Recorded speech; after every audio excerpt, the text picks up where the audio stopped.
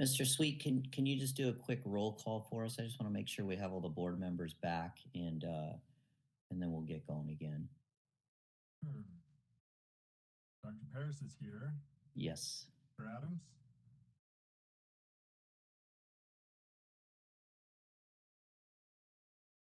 Waiting on Dr. Adams. Dr. Daniels. Present. Ms. Cruz. Present. Dr. Adams, are you there? Yes, sorry. Okay, great. Thank you, Mr. Sweet.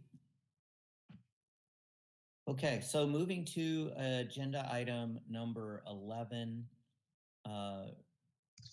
review, discussion, and possible action on staff's action plan to achieve the board's 2022-2026 strategic plan objectives. Before I turn over to Ms. Walker, I will say that I really love it and so happy to see this moving forward as expediently as it has. So I will turn it over to Ms. Walker. Sure, thank you. So as the board members recall, throughout 2022, the board worked with the department's Solid Training and Planning Solutions on the development of its new strategic plan. This effort began through surveys of our stakeholders and staff, and then Solid conducting interviews with board members last spring. And then following that, Solid compiled the results of that environmental scan into a formal document where we had that feedback that was obtained through that effort. In August, Solid then facilitated a strategic planning session with board members where the board identified 19 specific objectives and 5 goal areas. Then on October 27th of 2022, the board adopted its 2022 through 2026 strategic plan. Following the adoption of that plan in late November and early December, BCE staff participated in 3 action planning sessions with Solid, where staff identified the specific tasks and actions that must be taken for us to achieve each of the objectives within the strategic plan, along with identifying the responsible parties and target completion dates for those actions. So that draft action plan was distributed to the board as a handout for today's meeting. And the purpose here, I can go into detail if you would like, or otherwise, really the purpose here is to get the board's feedback, if any, on the action plan that we've presented.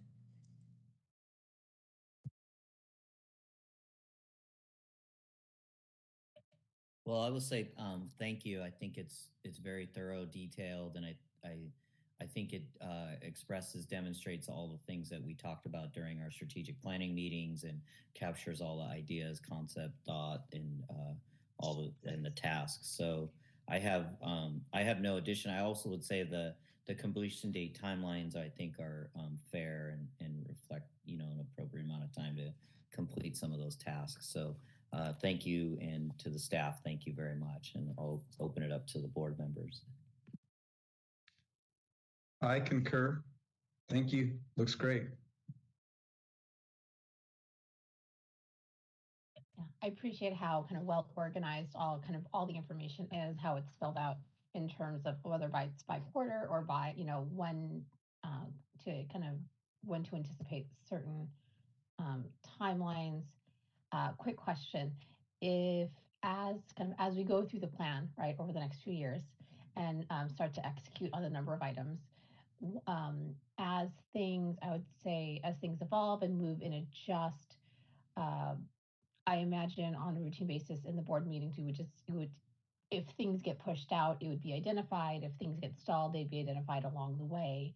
Is there, and the way the board members would become aware of any of that would specifically be through the board meetings, correct? Or committee meetings specifically?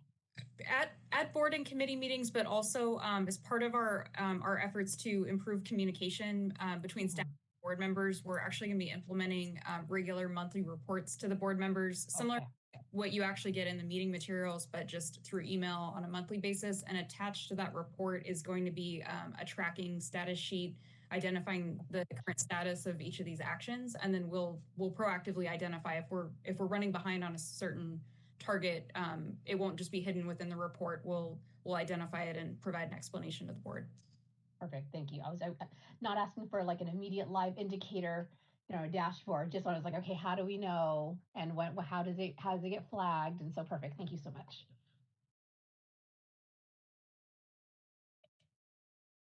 Yeah, I mean, along those lines, and again, I'll reiterate what Dr. Paris said, that I think this is great, and I appreciate you guys' hard work on it. I did have just some questions regarding, particularly the oversight of some of these objectives, along the lines of what Ms. Cruz was just bringing up. So there were, particularly when it comes to the internal organizational development and improved communication amongst the staff. I think probably section 5 is what I'm looking at in particular, which has oversight with the Government and Public Affairs Committee. I mean, I think, are there some things that should just be brought to the board generally rather than by a specific committee? Or I guess I'm just asking more about the thought process of where the oversight comes from. Sure, and that's a good question. So for especially goal area 5, where it's primarily on the organization and in many ways the internal organization as staff, the reason there that the Government Public Affairs Committee was identified as just the committee providing oversight is just it's more reflective of the committee's role in general of tracking the board's progress and achieving the strategic planning objectives. Especially with those internal organization items, in many cases there's nothing that requires any action by that committee. It's just more the updates will be delivered at that committee level, and then when it goes to the full board, when we're providing an update, then it'll be shared with everyone as well. Okay, so that'll be the channel through which things are kind of reported. Correct, yeah. Got it.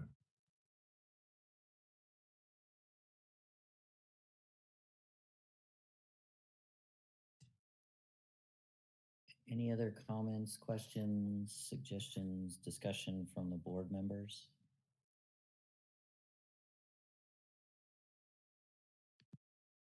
I have one consideration, and I know Ms. Cruz said she wasn't asking for a dashboard, but I'm wondering is that something that's possible? Do we have that with any of our IT systems? Seems like it's now that it's detailed out so well, seems like a fairly easy thing to load into a dashboard. At this point, we don't have the capability for an on-demand dashboard, but Solid did provide us with a very effective tracking tool for each of the objectives. So at least on a monthly basis, we'll be providing that tracking tool, and it is color-coded, where you identify the specific status of each of the sub-actions under each objective. So in a sense, it'll function as a dashboard, but you would just be getting a point-in-time monthly update. Okay, thank you. And we'll be availed to that when we get the updates, as you mentioned. Thank you. Hearing no other questions or discussion from the board members, moderator, can we please open agenda item 11 for public comment? Certainly. If anyone has any comment about agenda item 11, you can look for the question mark icon, typically in the lower right of your WebEx screen. Type the word comment into the text box there and click send, or anyone may raise their hand to ask to be recognized for comment. Each speaker will be given 3 minutes to speak, and our call-in users may raise their hand by pressing *3.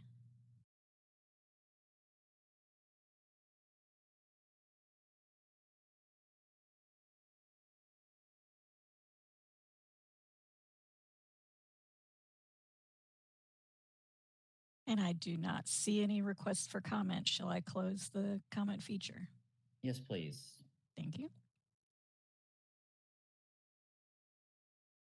Okay, no action requested or required on this agenda item. So can we please move to agenda item number 12, our Government and Public Affairs Committee report. And I would please ask Ms. Cruz to provide us an update on the Government and Public Affairs Committee. Yeah. Excuse me, Chair Parrish. Mm-hmm. Should we go back and conduct number 4? Yes, thank you for that reminder. Ms. Cruz, if it's okay, can we hold off for just Okay. Thank All you good. for that too. I completely forgot. Can we go back out of order, and can we go back now that we have Mr. Sweet here with us? Can we go back to agenda item number 4, election of board officers for 2023? And I will turn it over to Ms. Knight to preside over the election process. Good afternoon again, everybody. As you may or may not recall, back in October, we had some nominations for these officer elections. And so we'll be taking them in the order they appear in the agenda. So we'll be doing chair first. And in that, you can see in your materials that on that board meeting date, we had Dr. Paris nominated again for chair. But at this time, I will also entertain any other nominations for chair if there are any. You can indicate by waving if I can see you on your video, or pressing your hand raise feature if I can't scroll quickly enough. But it looks like I can kind of see everybody if I scroll quick enough. So I'm not seeing anybody jumping up and down or yelling. So I have a current nomination for chair for Dr. Paris, and I'm assuming, Dr. Paris, will you accept that nomination and position should you be? I do. Thank you. Great. All right, so then I would entertain an official motion now for Dr. Paris to be chair. We'll do a motion and a second. We'll go out for public comment. We'll come back to the board if Dr. Paris would like to make any statements, and then we'll take our vote.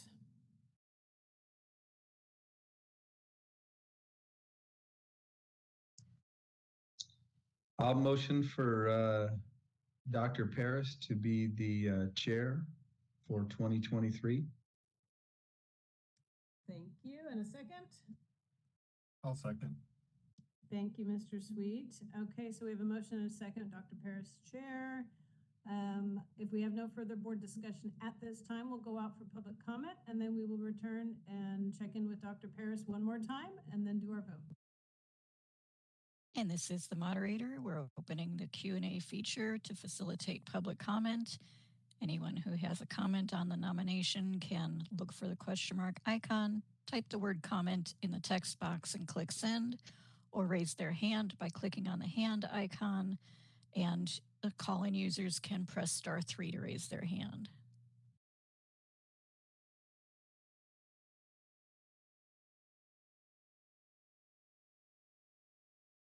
And I see no requests for comment. Shall I close the comment feature?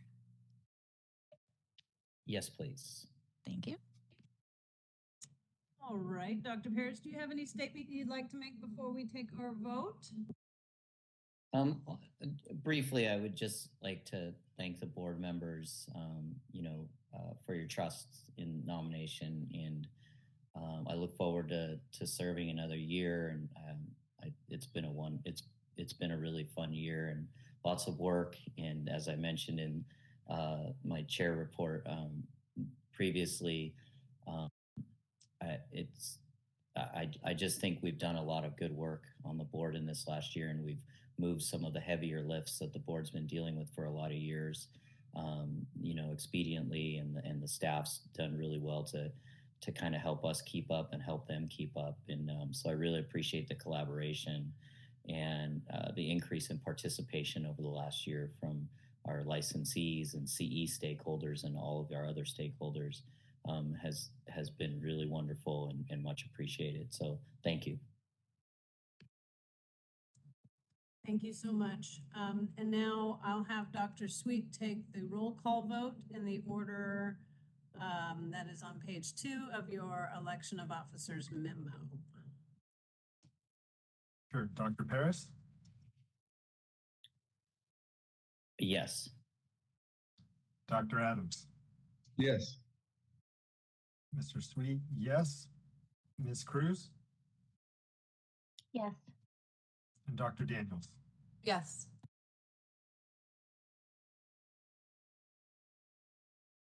Great, congratulations. Thank you, everyone.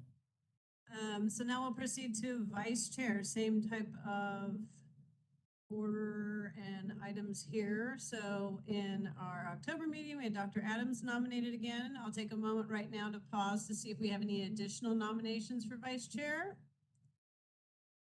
As I scroll through, I don't see anybody. Okay, we have Dr. Adams. I will entertain a formal motion and a second for Dr. Adams to be vice chair.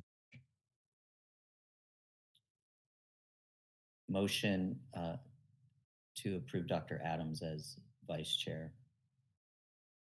I'll second. Thank you so much. We have a motion and a second. We'll take public comment and return to see if Dr. Adams has any comment. And we've opened public comment for the vice chair position.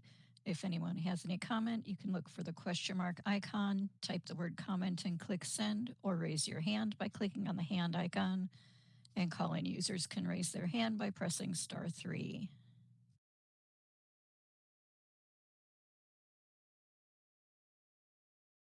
And I see no requests for comment. Shall I close that feature? Yes, please. Thank you. Great, so we have a motion and a second. Dr. Adams, vice chair. Dr. Adams, would you like to make a statement before we take a roll call vote? Just grateful to be a part of this board and to accomplish the things that we have this last year and continuing to learn this process and procedure under the leadership of Dr. Paris and this great board. So thank you.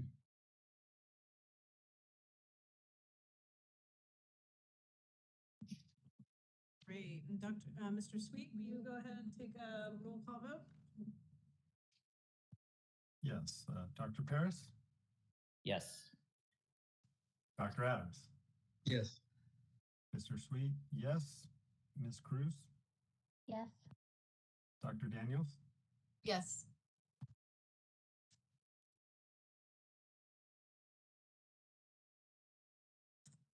Congratulations. Great, wonderful. We all appreciate everybody's service, that is for sure. So our last officer election is secretary, and in October, Mr. Sweet was nominated again for secretary. I will pause again momentarily to figure out if anybody's waving or jumping up and down with another nomination for secretary. We scroll through my videos. And I'm not seeing any additional nominations. And again, I'm sorry, Dr. Adams, it did not confirm if you would actually accept that, if you were nominated and officially voted. I'm assuming you did. I'm so sorry I missed that part. Mr. Sweet, I'm assuming we'll check in with you this time, but if you will accept the position. I accept the nomination. Sorry about that, Dr. Adams. So I'll entertain an official motion in a second for Mr. Sweet as secretary. We'll go out for public comment and then return. I'll make a motion. Okay. Nope, go ahead. I'll make a motion for Mr. Sweet to be secretary. I'll second that. Wonderful. So let's go out for public comment on this motion, and then we will return to Mr. Sweet. And we've opened up the Q&A feature for comment on the secretary position. If you would like to make a comment, look for the question mark icon, type the word comment into that text box and click send, or you may raise your hand by clicking on the hand icon, and call-in users can press *3 to raise their hand.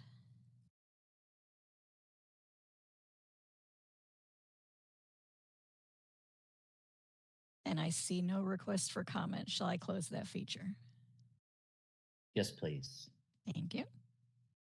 Great. And we'll check in with Mr. Sweet if you would like to make a statement before we take our roll call vote. Sure, I'll just briefly say that I appreciate the nomination, and I think we have a great board, and I appreciate being able to work with everybody. I think we've been able to make a lot of progress, and so I appreciate this group and having worked as secretary for the past year, and I can look forward to continuing those efforts. Thank you so much. And am I supposed to take my own vote? Yeah.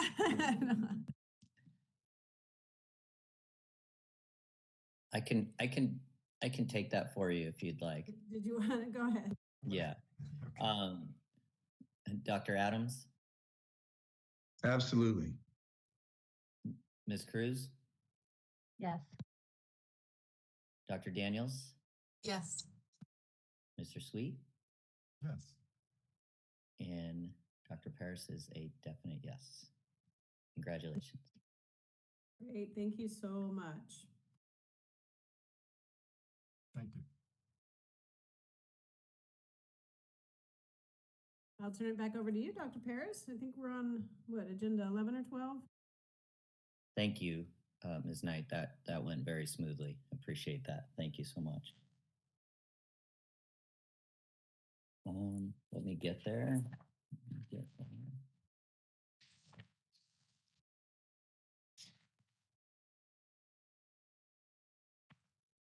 Okay, agenda item number 12. Now, Ms. Cruz, if you don't mind, could you please give us Government and Public Affairs Committee update report? Yes, all right. So going to our packet here. So a number of items that I think we was already addressed earlier in the executive officer report around the new recommendations in the sunset review. Something I do want to kind of call out for there is I know that there was also there was discussion around even additional outreach to other boards to check to see kind of what they're doing, see what best practices. So I feel like as we were going through kind of the different items, there was definitely discussion around what we were making sure we're aligning with other healing arts boards as well. I'm not recalling anything specific about the sunset review. Is there anything specific, Mr. Sweet or Ms. Walker, that we would want to address there before I move on to the new board member section? I would say nothing specific there. As part of the oversight role of the Government Public Affairs Committee, that committee is monitoring staff's progression on addressing the issues from our 2022 sunset report. So we provided them with a snapshot of the current status just for transparency, and then we're going to incorporate that sort of update into the monthly report that's going to go out to the board members. Perfect. Thank you. Moving on to the onboarding process for new board members. I appreciate how well detailed this out is in the packet because it was a very lengthy discussion of the details that would go into it. So in summary, during the first week of appointment, the executive officer would have that introductory call. And I think really there around making sure that kind of there's an opportunity for welcome, that initial meet and greet. That is not the meet and greet, but is that initial. Then there's going to be a board liaison connection, and this is kind of where a lot of the kind of administrative kind of pieces with an onboarding a new board member when it comes to training, the documentation, kind of I would say getting what was it? Getting things certified and making sure those are submitted, right? All that different coordination is going to be handled through one person. And that's kind of really within the first week is kind of those initial outreaches and coordination. The expectation is that within 2 weeks, the executive officer has an initial meeting with a meet and greet, board chair, executive officer, AEO, board liaison, and just to really understand, okay, where is the interest of the new board member lie? I feel like a lot of us had this type of meet and greet before when we first came in. Then after that meeting, kind of there's that opportunity to identify a mentor for this board member, right? To be able to identify, okay, what makes sense? Where are the interest alignment? Where is kind of potential committee alignment there as well? And that's where kind of they would meet the different committee chairs. Then we go into the board liaison and EO, kind of assisting them with any questions on the mandatory paperwork. Deadlines are met because a lot of that is fast coming when you first come on. So it's just making sure there's kind of that, I'll say, care and feeding of that help. Next is a EO and board liaison would coordinate and schedule that orientation session. So this is, not just, I would say this is specifically scheduled orientation with a new board member, encourage. So this is getting them to do the DCA specific training. And what I was thinking of is that within the next 30 to 45 days, that is an actual executive officer orientation session specific to the board, not DCA, but a board specific orientation session. And that's where kind of, I would say the normal players I listed above earlier would be involved, but also legal counsel, their mentor as well, kind of so that kind of it covers all the different topics involved in the training orientation that we discussed, I believe, in the last board meeting. And what I appreciate here is in this section before the board members' first meeting, there's an opportunity to go through, hey, this is what to expect, right? Because you don't know what your role is. You don't know kind of, I would say there's a bit of pomp and circumstance, right, involved in the meetings that kind of folks would want to get familiar with.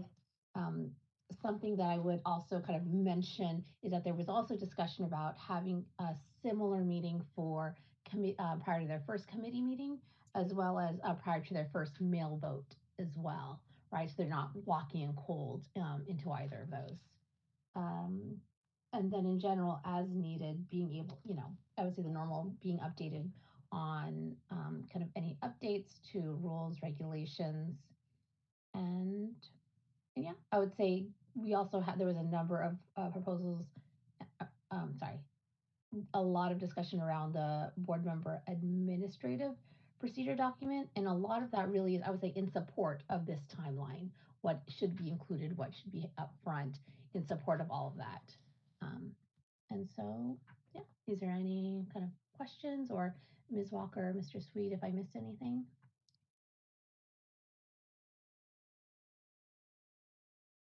Anything else that I think of, but I think it's a great process that we have to make sure that people feel comfortable and capable when they're doing their service as board members. Mm-hmm. Yeah, I would echo that. I think, I think all of us can recall that, it's a blessing to shorten that period and really feel like you can, dig in and kind of fully participate and fully kind of, be involved in the board business and the work. So I appreciate all of that. I think that's going to be really helpful and increase productivity too. And so thank you. Yeah, Ms. Cruz, I did have a question. First of all, I think it looks great. So thank you very much. And I did have a question. Who is the board liaison? Ms. Walker, I'll let Ms. Walker. That's currently one of our positions that is vacant and that we're looking to fill in the coming months. It's the administrative analyst position. It was formerly held by Andrea McMillan, and then she moved on to a different position. So Amanda Oppo and I are kind of balancing that until we get a permanent replacement up and trained and introduced to the board. Okay. And then my second question was the board member resource binder. Is that electronic? Is that hard copy? So in its current state, it's a collection of materials and it's provided as a hard copy. As part of our action item coming out of that committee meeting is the development of an updated and more useful board member resource binder. And the intention there is that we're going to share it first with the Government and Public Affairs Committee and get their approval. And then it would be distributed in both methods. So we would send a hard copy to each board member, even the existing board members, so that you have it. And then we would also make it available electronically through our Box shared account that we have. And what's the time frame of the resource material being sent to a new board member? So we've already we've done the background work with the committee on putting the process together. We've reviewed some of our existing materials, and then we've also gotten some good, helpful information from the department's Office of Board and Bureau Relations. So we have the materials there. We're compiling them, and the goal is to present the updated materials to the committee at their next meeting in March, and then eventually be able to release it to the board by April. Okay, great. And is it possible to get a copy of the current one? Yes. Okay, I'll echo that as well. I have one question, I think, probably for staff. On issue number 10 from the Sunset Review, identified issues. My recollection was that most of those, and I know we had addressed some, but most of those were COVID related. and having to do with issues surrounding COVID, the misinformation. Are we still seeing any of that? And as COVID is seemingly lessening, are we seeing issues anywhere else with that? I would say no. The number of complaints that we initially received in about mid 2020 has significantly dropped off to where we're not seeing those same complaints.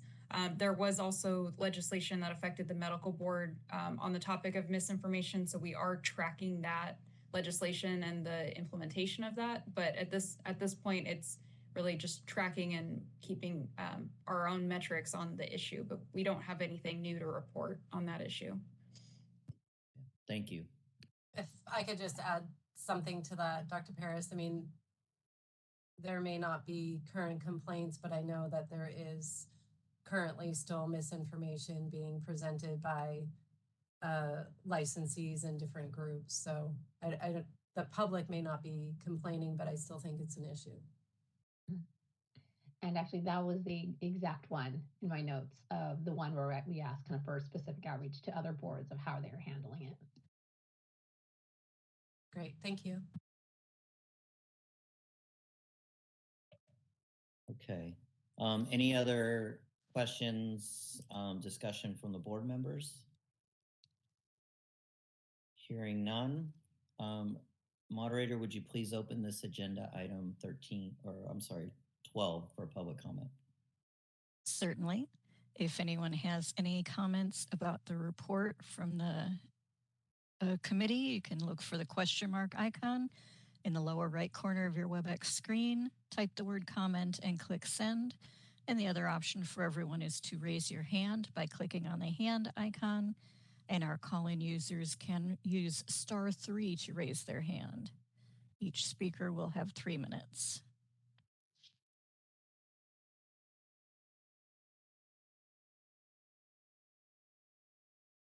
And I do not see any requests for comment. Shall I close the public comment feature? Please, thank you. You're welcome. Okay.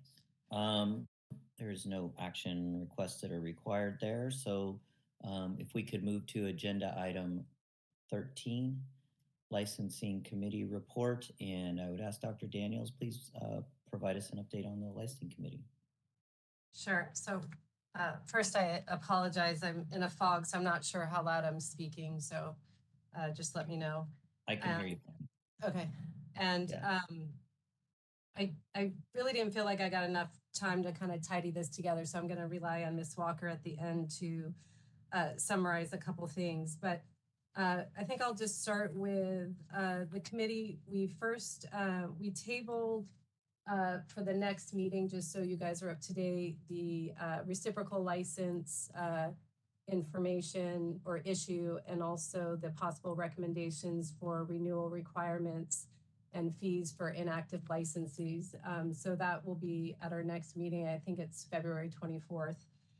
So much of the meeting that we had was with the application by Kaiser University. So there's kind of two main things that came out of our last meeting, that, and then we have some discussion on the regulatory proposal for that. So we chatted with Dr. Illis. I believe she's on the line as well. And again, Ms. Walker, I may have you summarize. Our concern was they had 4 main deficiencies, and it looks like in talking with them, they've really done a lot of work. They do now have PT labs. There was a question about psychology not being offered specifically in a class, but if you look at their curriculum, psychology is feathered in through much of the other classes where it is appropriate. So in like women's health studies and that sort of thing. One of the other issues was their attendance. California requires 90% attendance. They were requiring 80%. But if you look closer into their documentation, they do state that greater than 10% may result in a failing grade. So, the 80% is Chiropractic Council on Education minimum, so they are in line with those requirements. The question comes down to sort of California specific requirements.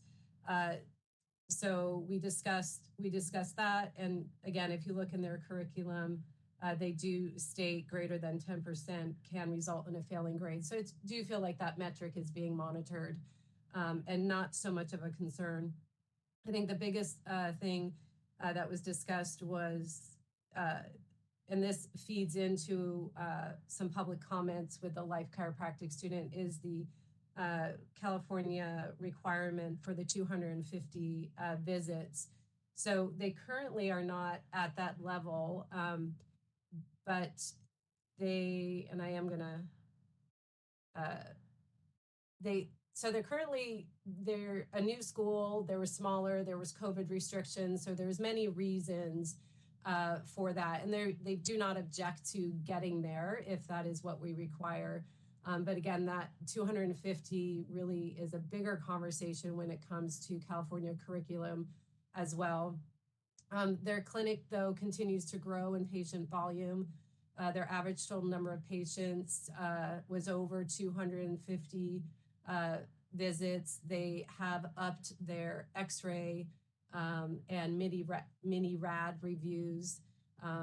And they are meeting the meta competencies that were required by CCE. So they do fall into all those categories. Again, it's more the question of, from what I can see in Ms. Cruz, if you have any comments, that's fine, on where we stand on the 250 patient visits, clinic visits to graduate.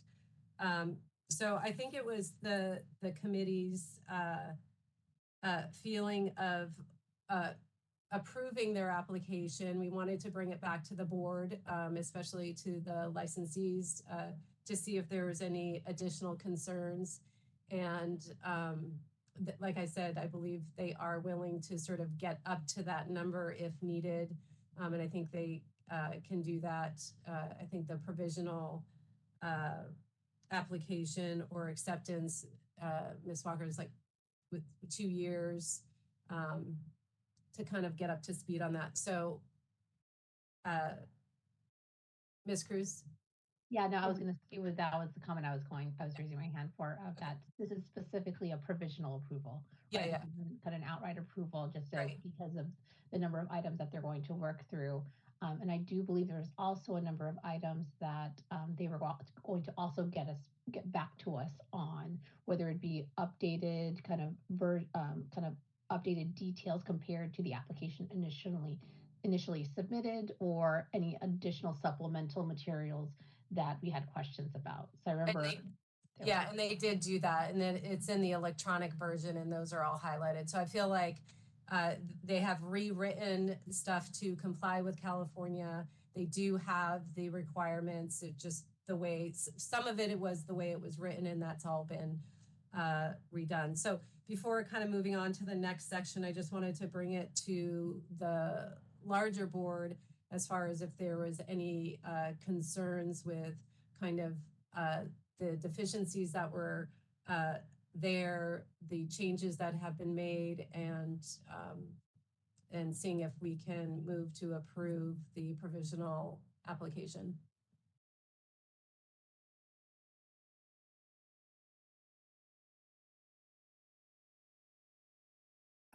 I do have just a couple questions, or clarification, I should say. The 80% attendance is their institutional benchmark, is what I understood, just generally. It is theirs, and it's also the CCE, so they are in compliance with that, is my understanding. And so it's noted in the submission that that they approved a 90% attendance rule for the clinical system. And so does that mean the clinical program, or just the clinical practice 6 externship preceptorship time period. In other words, so the all the other courses, programmatic, all the other courses in the DCP would fall under the 80%, except for the clinical.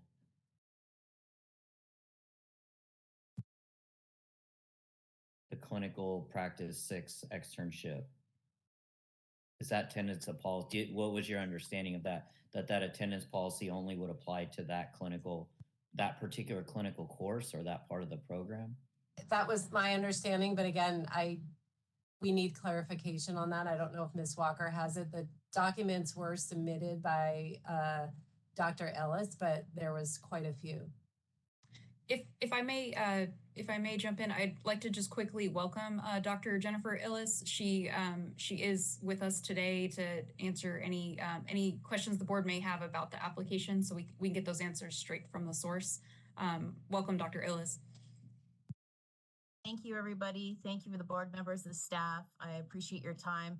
I didn't know if I could interrupt during this session, but yes, to answer Dr. Paris's question, we have 3 clinical classes in which is considered our clinical component, and that is in semester 8, 9, and 10. And all of those in each 3 of the syllabi have the 90% attendance rule, which has been in that syllabi since the start of our clinical program, so about 4 years ago.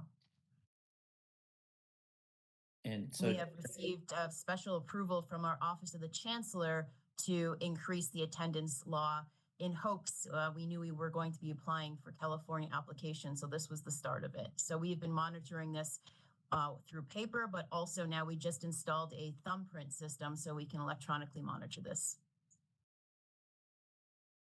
So the remaining courses in the program would still be under your 80% institutional benchmark? So the institutional Kaiser University benchmark is 80%, correct. And that aligns with CCE's requirements? Yes, sir. Okay. Okay, thank you. You're welcome.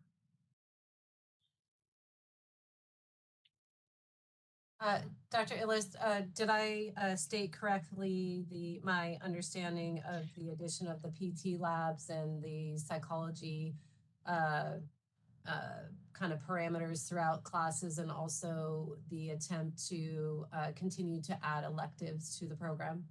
Yes, ma'am. We've actually been in talks with electives with the campus president, who is on the call. She's on the phone, so if she needs to speak, I know she can unmute herself probably as well, but we have budgetary resources for now to offer electives, and we're in talks with some local community partners that are really interested in teaching technique classes, acupuncture, meridian therapy, and there was another class that was specific to dermatology that somebody was interested in teaching that wasn't a chiropractor, but just a foreign medical doctor, which is great. So we have that on our action plan list, and we hope that will happen probably late 2023. It could be deployed earlier, but that's kind of the action plan right now, and to include those additional electives, which I know our students are very excited about. And you are, yes, correct with the labs. We've included, of course, our PT, but also our physiology labs are now included in this semester. It started January 9th this semester, and we had been able to demonstrate that in the response update in December that we sent you all. Thank you. You're welcome. And I had one more. When will your first cohort graduate? So this is our 7th operational year. We've already had, okay, so we have had 20 cohorts of students and approximately 12 have graduated, so. Okay, and I'm a little confused on the 250 requirement. Patient encounters, yes. Yeah. So I can speak to that from what I know from being an administrator in this position now for a year. The previous administrator, Dean Wiles, had worked diligently with the faculty because we knew that we had some students that wanted to pursue opportunities and businesses in California. And during the, we didn't, our program's 7 years old, so our clinic's only 4 years old. And the first operational year was challenging, as most clinic and businesses are. So we did not put a stipulation in, although we do have faculty documented meeting minutes back in 2017, 2018 that we wanted to do this, but we knew that if we put the requirement on in the first year with, there was 8 students in our first cohort or 8 in our graduating class, that it might be a challenge for them to meet those graduation requirements. So because we had been given CCE approval and met the meta competencies from them, we continued on with the direction of reaching the 250, but then COVID hit and we had to do, and luckily we're able to do in the state of Florida, telemedicine. And that was a challenge. And we came back and hired some new faculty in the clinical realm so that we can get up to those numbers. So we can make that change. We see that most students are meeting or going above that because most of our students in the 10th semester are opting to go to either a VA rotation. We have 7 VA rotations or community partner. We have 20 community partners for such a small institution. So we're very lucky to partner with these people.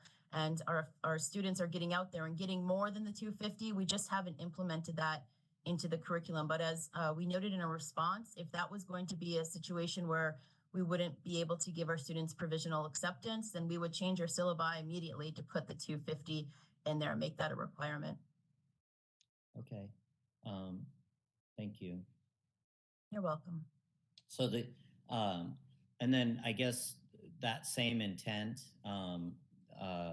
or if that was part of the, like a contingency on the provisional approval, then would that be would the same consideration be made for 90% attendance through the program? And I would say that would be like, I think excused absences, I don't know, that I would count. I don't know how granular we need to get with that, but I would assume that that's, unexcused absences, Right. So the unexcused absences currently are the 20%, but we can change that if that is a provisional requirement. We would just have to put forward any sort of curriculum change like that goes forward to our Kaiser University Curriculum Committee. They meet every month, so it would probably take a month or 2 for this to get up to them for a review and or approval on the institutional end, because again, we aren't a standalone program, we're a program within an institution.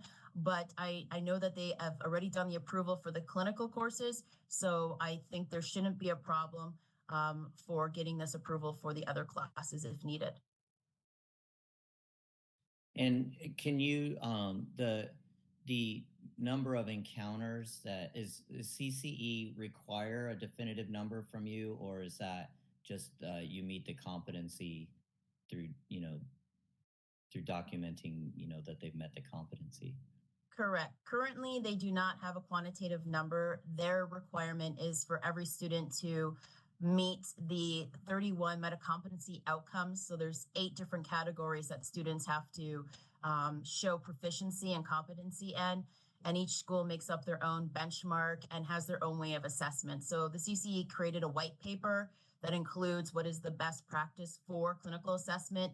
And within that, it talks about using at least 3 different types of clinical tools, different providers, measuring the student at least 3 different times on each metacompetency. So we have our students doing at least 93 assessments over a 16-week period to demonstrate that they're meeting the benchmarks. And if they're not, they go through a mediation process. Thank you. Yeah, it sounds like you're able to measure kind of the quality over the just the quantity. And yes. Yeah. Okay. Thank you for clarifying that. I have no other questions. Thank you. Does anybody else have any questions for Dr. Ellis?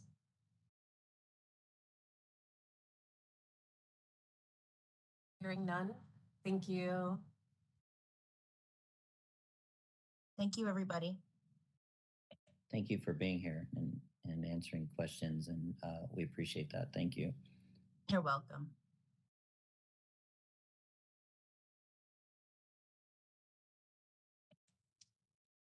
Anything else from the committee members? this topic? Or from the meeting in general? I think that for this topic, because I think we're going to open up for public comment on the college application, and then have another one for the college regulations. Okay.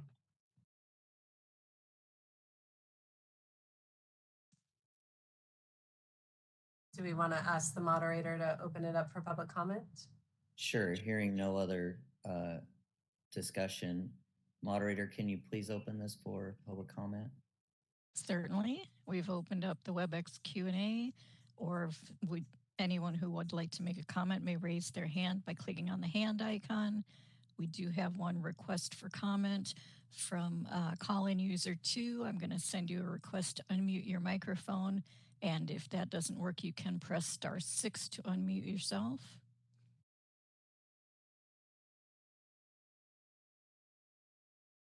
You're unmuted. Hi, thank you for the platform. I just had a comment. I was a student at Southern California University of Health Sciences, and Los Angeles Chiropractic was a part of it. And there were classes that professors had that housed chiropractic students, acupuncture students, Ayurvedic students. Yeah, sure, the student population had a responsibility to keep a certain attendance level. However, it just seems like the 250 chiropractic treatment visits was the definitive thing that separated students. How am I supposed to tell if that's an acupuncturist or a physical therapist or a chiropractor? But the 250 chiropractic patient treatment visits. So if it isn't, too much of a trouble, I think I'd rather see that implemented in the curriculum before allowing those licenses to practice in California. Thank you. Thank you for your comments. And I do not see any other requests for public comment. Shall I close the public comment feature? Yes, please. Thank you.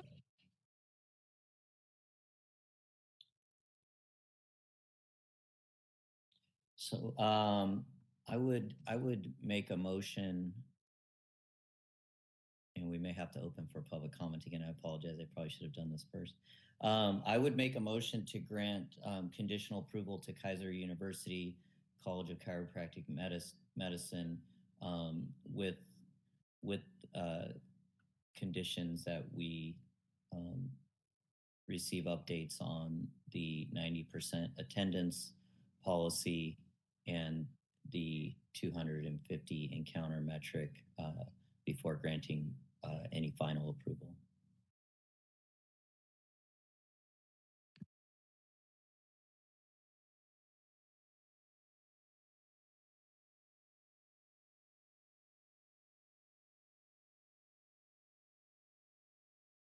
Dr. Perez, can you restate that?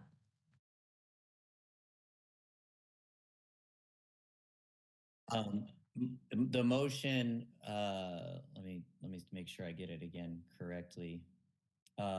Motion to grant conditional approval to Kaiser University College of Chiropractic Medicine with conditions that we receive updates on the 90% attendance, the progression to the 90% attendance policy in the full program, and the achievement of 250 encounters before final approval.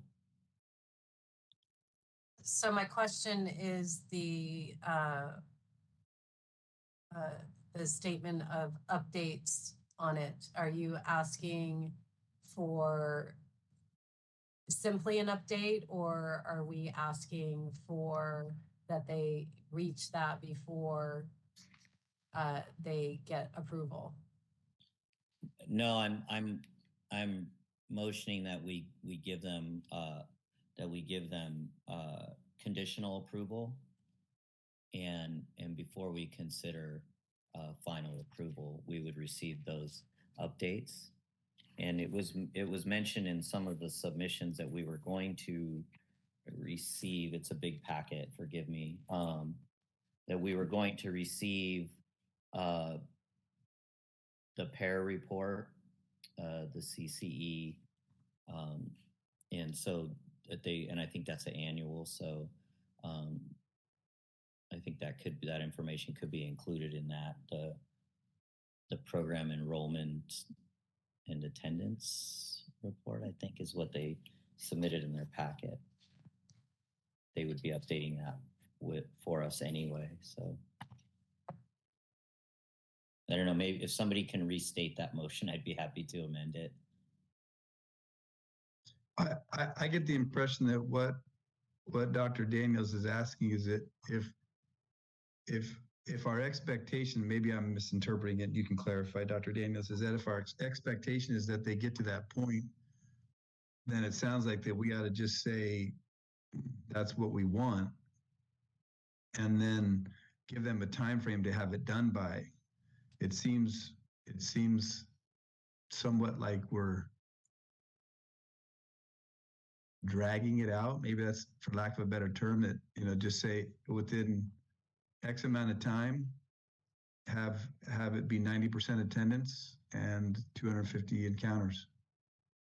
That's what I wanted clarification on.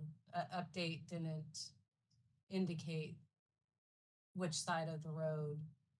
I think if the intention's a time frame, give a time frame. Say we want it by this time frame. I mean, is the intention that you absolutely want 90% attendance in the other areas, or you are waiting for additional information to decide if that is needed or not? I guess that's what I'm not understanding. Well, I think they've submitted very thorough and detailed documentation, and I think the plan that was so I think they answered all of our questions and concerns, and so I don't necessarily have any concerns with and I understand they're in the process of growing the program, and as was stated, and I don't expect them to make changes instantly. Being a program within an institution, I don't expect them to make changes suddenly, but I don't think that the anticipation that those changes be made should uphold the conditional approval. But I think that would hold up. No, not uphold. I'm sorry. I think that would hold up final approval, at least from my view, until those were met. So maybe it's the time frame that we're looking for might be just the length of the conditional approval. So you are wanting, before final approval, you are wanting 90% attendance and 250 clinical encounters. I am. Okay. And quick question, and I'm not sure who this question would go to. Looking at kind of the CCR kind of approval and eligibility section in one of our documents.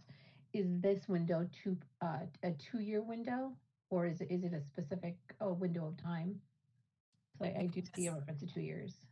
I thought it was 2 years, but that was my question to Ms. Walker. If the provisional acceptance was 2 years, which would give them substantial time to meet those metrics. I just want to be clear on what our intention is, so that we're not dangling a carrot for no reason. Yeah, thank you for that. Or that the provisional approval drags on forever. But thank you. Yeah, I should have clarified that. My understanding was also that in stating the conditional approval was that was a 2-year time frame. Do we have someone that knows that answer for us, the time frame? Ms. Walker, can you I'm looking at the exact regulation right now. It's either 2 years or a minimum of 2 years. So just give me one moment to clarify which of those two it is.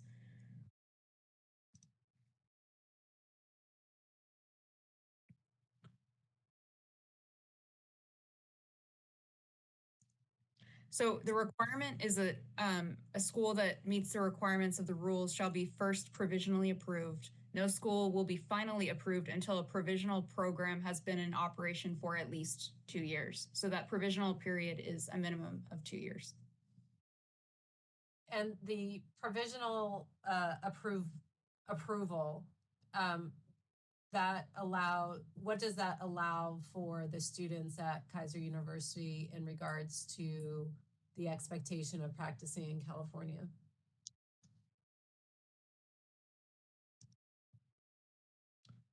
I would have to defer to Ms. Knight, our legal counsel, on that, but because the regulations themselves are not all that clear on what that means. There's a provisional approval and a final approval. And then as far as being eligible for licensure, you have to have graduated from a board-approved chiropractic college. So without providing any legal advice, I would like to defer to Sabina on that question. Yeah, because I know there's some other programs that, like master's programs, they have like provisional licenses, and it leaves these people sort of in a kind of in the middle of nowhere. They've done the work, yet they're not fully approved. And so I would like to understand that a little bit more as far as what it means for those students.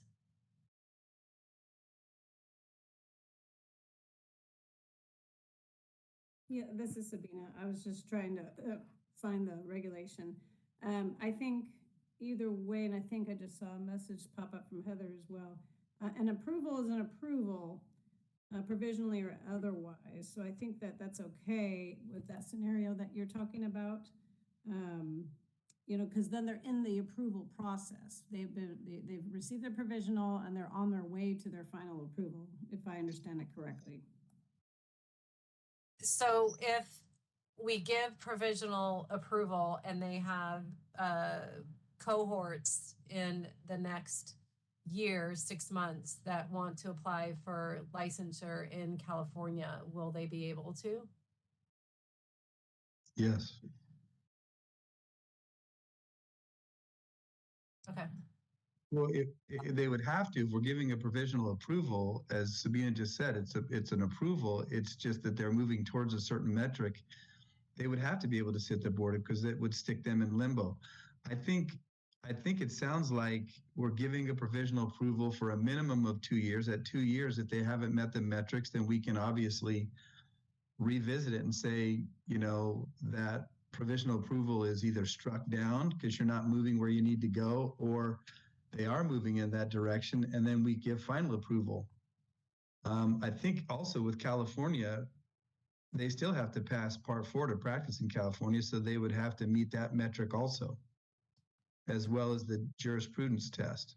Correct. I just, assuming that provisional means approval is not how it's been working out for some other programs. So I just want to be very clear that we have an answer, that there's not something that we haven't looked at, that when they go back to their students and say, yes, you can, that we have missed something in the legal process that doesn't allow that. So I just wanted to clarify.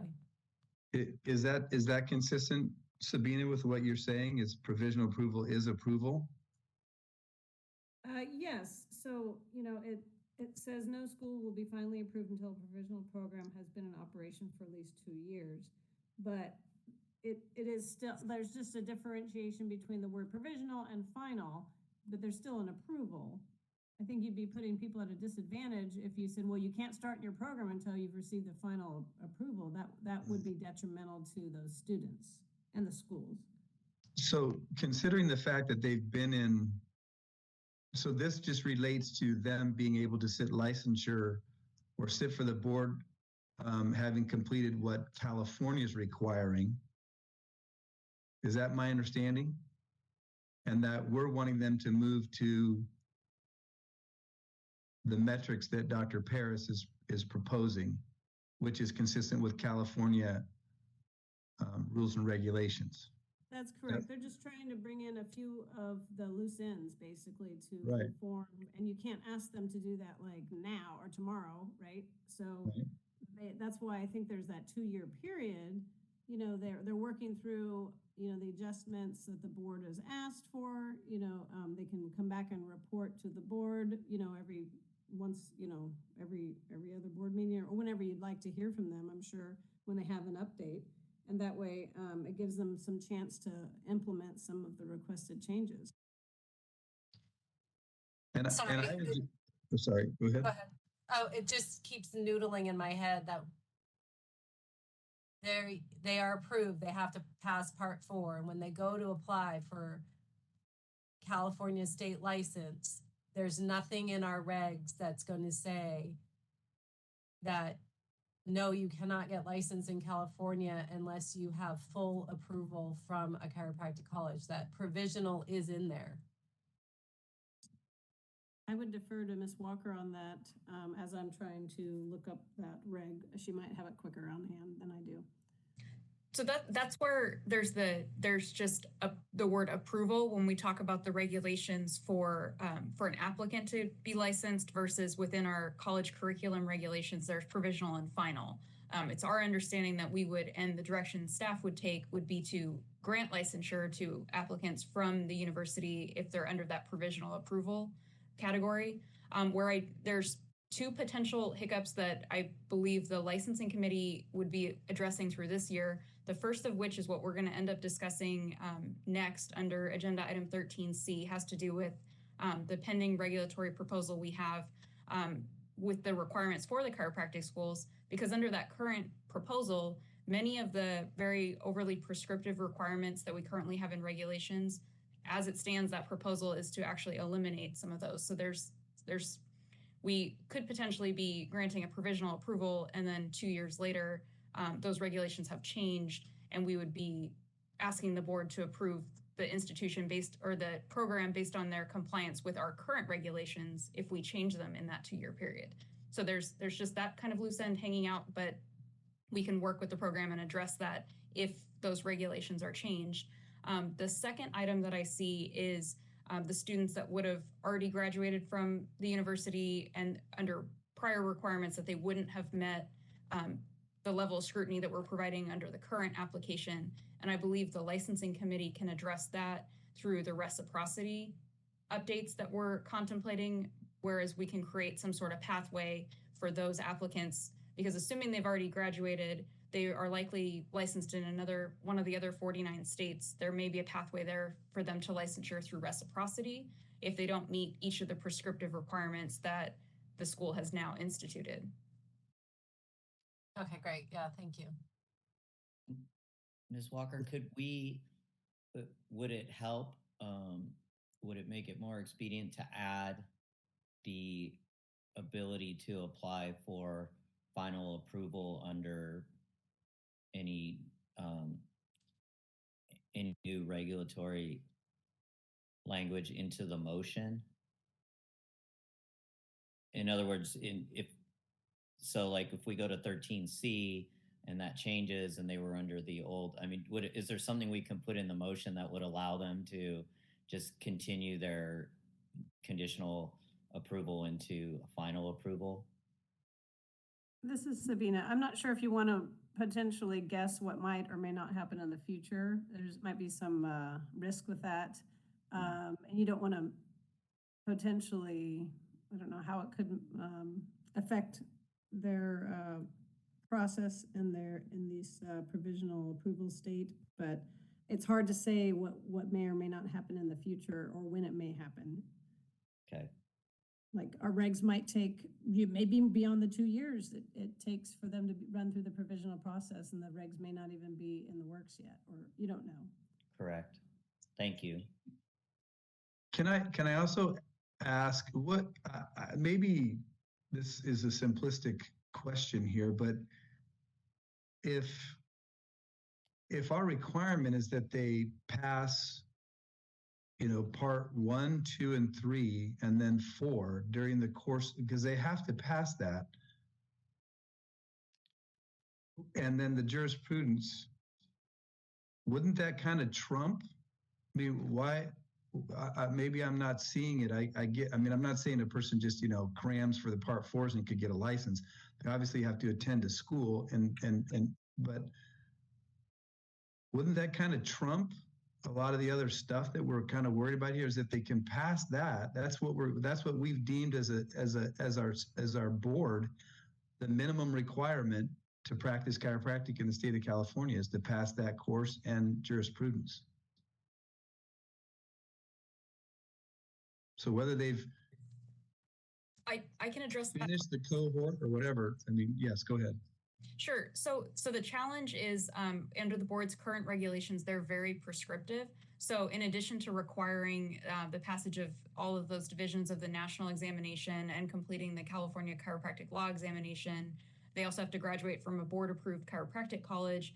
And on top of that, they need to provide a chiropractic college certificate where within that certificate, the institution themselves actually lays out how each applicant met each of the prescriptive requirements that you see within section 331.12.2. So it's a very detailed process in its current state, and that's part of the licensing committee's more ongoing discussions on reciprocity and the licensure process, where there's potential there for further discussion. But at this point, the motion would be to have the provisional approval and identifying the 2 targets that are necessary to meet our current regulations. I was just cautioning that, we would work with the school if there were any changes between now and when they come up for final approval before the board.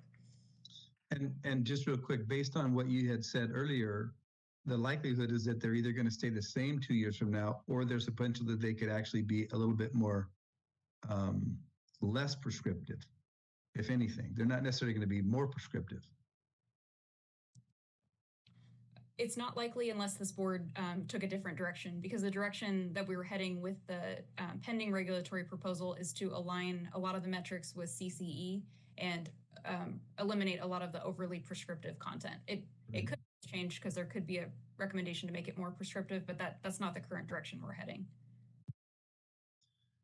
Yeah. Well, then I have no problem seconding Dr. Paris's motion that we give the provisional approval with the caveat that they're moving towards those objectives before final approval, which isn't, they're going to be functioning for a minimum of 2 years anyway. It seems reasonable because it sounds like they're moving in that direction anyway and want to move in that direction.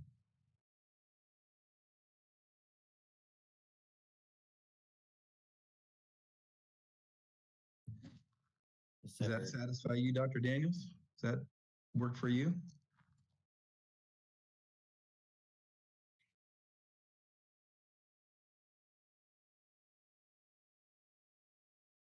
Can't hear you if you were talking. Sorry about that. Yeah, I was just wanted to really clarify the word update in our intent and just get it out in the open and be clear about what our intent is. So I don't know if the word update in the motion is necessary, because isn't it implied with the provisional license or approval?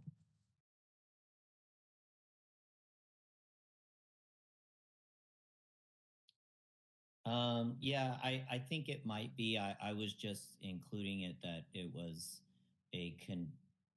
conditional, just based on those 2 items, which I guess it sounds like may or may not be there when we get there in 2 years. But if they are and they meet those, then we would consider final approval. And if it changes because of anything else the board might do, then staff would be working with them during that time to make sure that when it comes back to the final, they're in alignment with whatever those changes might be. So better maybe to say granting provisional approval in accordance with our current regs, right? With specifically 90% attendance and 250 clinical encounters. Correct. I think that's reasonable. Dr. Paris? Sure. Can somebody restate that? Okay, I'll try. making a motion to provisionally approve Kaiser University with the caveat of meeting 90% attendance and 250 clinical encounters prior to final approval. prior to final approval. Ms. Knight, does that motion, does that work? That works. Is that going to be your amended motion? We still have your motion on the floor. Yeah, I'll amend my motion too. And I will second his motion.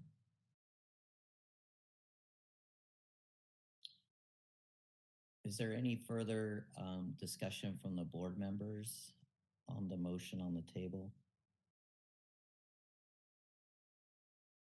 Hearing none. Moderator, can we please open again for public comment? Certainly. If anyone has a comment, they can look for the question mark icon, type the word comment into that text box and click send, or raise your hand by pressing the hand icon, and call-in users can press *3 to raise their hand. We do have a request for comment from call-in user 2. I'm going to send you a request to unmute, and if that doesn't work, you can press *6 to unmute.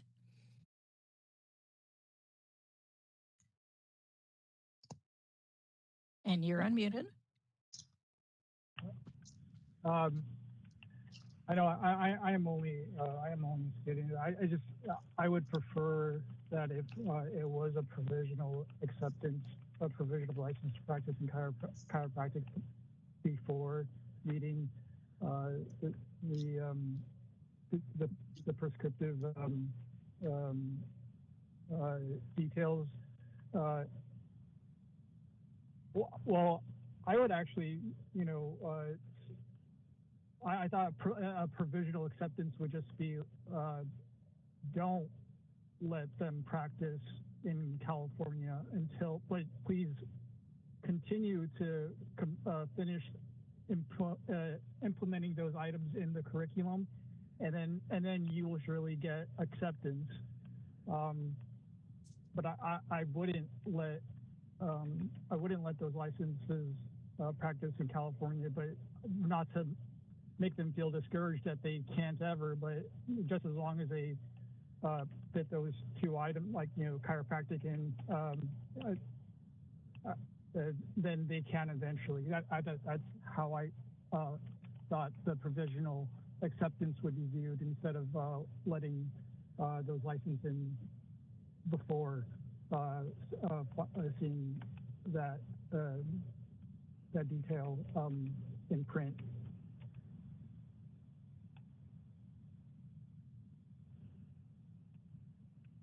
And this is the moderator. I do not see any other requests for comment. Shall I close the public comment feature? Yes, please. And thank you for your comments. If there's any further discussion, from the board members, we can entertain that. If not, Mr. Sweet, can you please call the roll for the motion on the table? Yes. Dr. Paris? Yes. Dr. Adams? Sorry, yes. Mr. Sweet? Yes. Ms. Cruz? Yes. Dr. Daniels? Yes.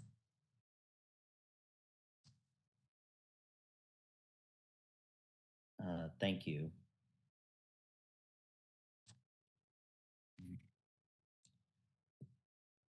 I'm going to ask staff, Ms. Walker, just in the interest of clarity, can you review what the next discussion for 13C, can you direct that for us? Sure, of course. So let me just navigate to the right page there. So with that, there's a pending regulatory proposal within the board's workload, which the text that was approved by the board in 2020 is within the meeting materials under its agenda item 13, attachment 4. And what that language basically does is, as you can see, looking at the language, the intent is to align the board's chiropractic college regulations with the standards that are within the Act specifically, and also with the CCE accreditation standards. So what the purpose and the intent behind that language is that there's a lot of very prescriptive requirements within our current regulations that are also part of the accreditation process, or in the board's view may not be necessary given the level of scrutiny that already takes place by the accrediting agency, not only for the degree program itself, but also the institution. So it's just, there's a lot of prescriptive requirements in that section. And then you see, looking at the language, it's demonstrated specifically when you get into section 331.3, where just about the entire section is proposed to be removed, with the exception of the requirement that the president or dean of the program render an annual report to the board. You can see that under section 331.6 for the catalog is essentially being removed. As with the school calendar, faculty requirements, student-faculty ratio, faculty organization, admissions requirements. As you see with admission requirements, it went from being very prescriptive to and just putting the onus on the schools to ensure that the students granted admission have obtained their high school diploma or equivalent, and they have the 60 pre-chiropractic college credits as required by Section 5 of the Act. That intent there continues, and for the purpose of the discussion today is when we get into the curriculum requirements. So not section 331.12.1, as that only applies to requirements prior to 1976. But when we get into section 331.12.2, that's the curriculum requirements that we've been discussing a little bit more in light of the Kaiser University application, but that's where it lays out the required number of hours and the subject areas. And it also gets into the clinical components of the education program with quantified numbers of, the minimum number of physical examinations that must be conducted, the number of patient treatments, that 250 patient encounters number that we've talked about multiple times today. What this language would do is eliminate those requirements for anyone after 2020, and instead replace it with what you see in section 331.12.3, and that's on page 13 of that attachment, where the curriculum requirements for post 2020 would be that schools ensure that graduates have completed the minimum educational requirements identified in section 5 of the Chiropractic Initiative Act. So we go from having very prescriptive, not only program components, but also the clinical components, to essentially putting the onus on the language itself, making the school just ensure that they're complying with the Act. So that's pretty heavy swing, and that was the thought behind the licensing committee, recognizing that when this language was drafted, it was intended, I believe, as the 2018 revisions to the CCE accreditation standards. Well, we're now, at the last meeting, we submitted comments because CCE is, again, updating, and they're going to have new standards forthcoming. The licensing committee discussed, while CCE is going from a quantitative to more of a qualitative approach, there could be some value in retaining some sort of quantitative numbers in our regulations specific to the curriculum requirements, and even more so the clinical component, in the interest of public safety. And so the request by the licensing committee and supported by staff is for us to take sections 331.12.2 and this proposed language for 331.12.3 and return those two sections to the licensing committee for further study. And then we could proceed with the other components of this regulatory proposal that are not as controversial, while allowing the licensing committee time to further evaluate and study and bring a recommendation back to the full board on these two specific sections. So what we'd be asking for today would be, if the board agrees, would be a motion to take those two sections back and return them to the licensing committee for further study and a report to the board.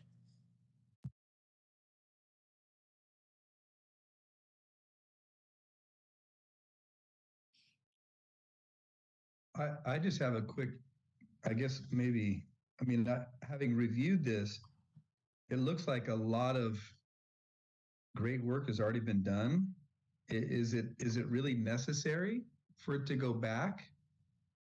It seems like it's something that could just be voted on and approved as it is. I mean, is that consistent with the licensing committee's feelings, or does there feel like there's more that needs to be done? Because it seems pretty exhaustive and extensive and well done. I mean, the licensing committee is on board with what Ms. Walker suggested. I'd like to point out to the board some considerations. If you read the CCE, some of the requirements, one is on page 24, meta competencies. Throughout their document, they do not see them, they recognize that different schools, different areas, different students, different cohorts require different things. And so they are of the mind that they want to ensure quality and safety as a kind of a global, but that it is still the school's responsibility or the jurisdiction's responsibility to manage and uphold the specific requirements that are needed for that particular area. So by no means, and when I read the document, CCE is not saying like, you know, this is one size fits all and this is great. They specifically say that that is not what they are doing, that they are kind of more the big picture and giving guidance to schools on how to measure metrics and what is required. So if the board decides, now this, what it was proposed was by a completely different board 5 years ago. And so if this is approved, then California give up your right to any of the other schools or regulations as far as curriculum comes in. Now, as overly prescriptive as it currently stands, I'm of the mind that I think we need to discuss it a little bit more and look into it a little bit more as far as, do we want to completely give up any influence or control as to what our state, like what is important to us in our state and our cohorts and licensees. So I just like to, I have some other notes on that, but I just like to offer that up as far as a consideration. Well, sorry, go ahead. No, please.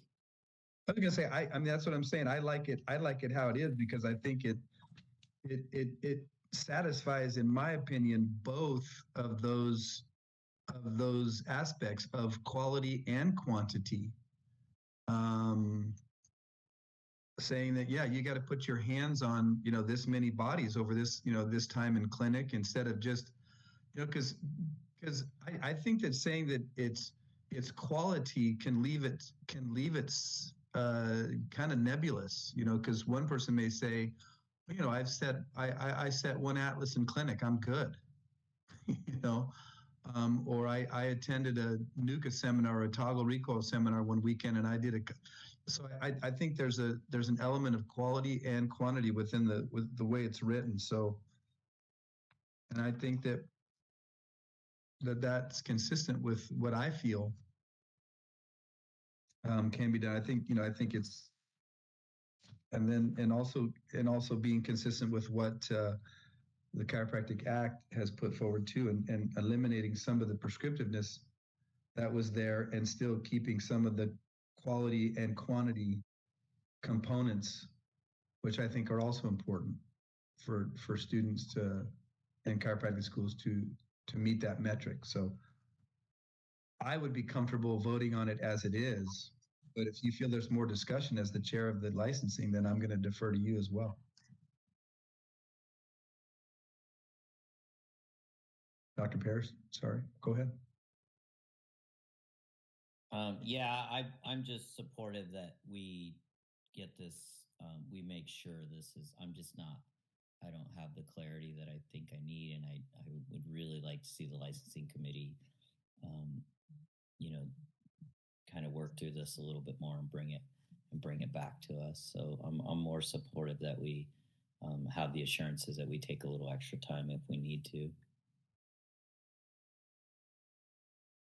And if I, Ms. Walker, clarify for me, but if I'm hearing what you stated correctly, and Dr. Daniels, what you stated correctly, there's there's a there's a number, there's a host of issues that need to be discussed by the committee. So our specific request had to do with the curriculum requirements. The board has options. We could proceed as is, and then we would likely need to bring the language back just for some technical updates, or we can return the two sections I mentioned back to the licensing committee and proceed with the rest of the language, and then potentially bring back just some minor updates to the rest of the provisions, or return the entire proposal to the licensing committee. So there's three options there. And I did just want to clarify that what the concern with the curriculum requirements specifically is the fact that we would be moving entirely to deferring to the schools, because that language there in 331.12.2 would, in a sense, sunset, because it's only would apply to graduates prior to 2020.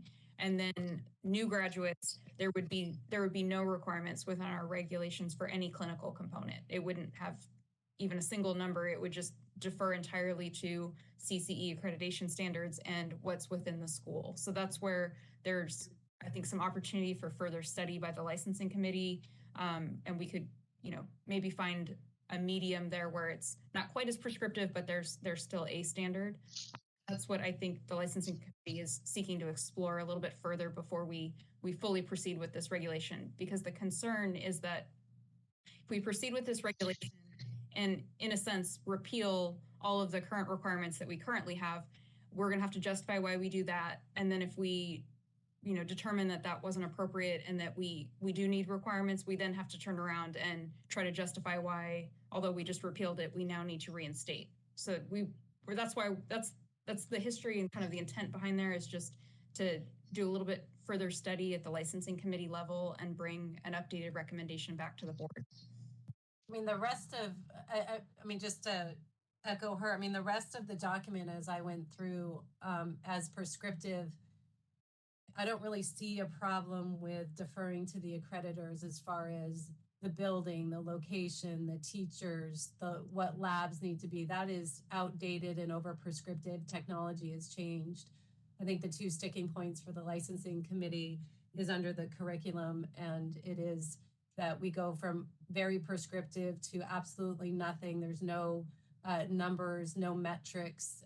It's just based on the CCE, and that may be the direction that the state wants to go. But I think it's a pretty big jump given our conversation about Kaiser and wanting metrics to meet Californians specifically. So that's the licensing committee's concern of, the rest of the document, we wanted to move that forward with more investigation on these 2 points only.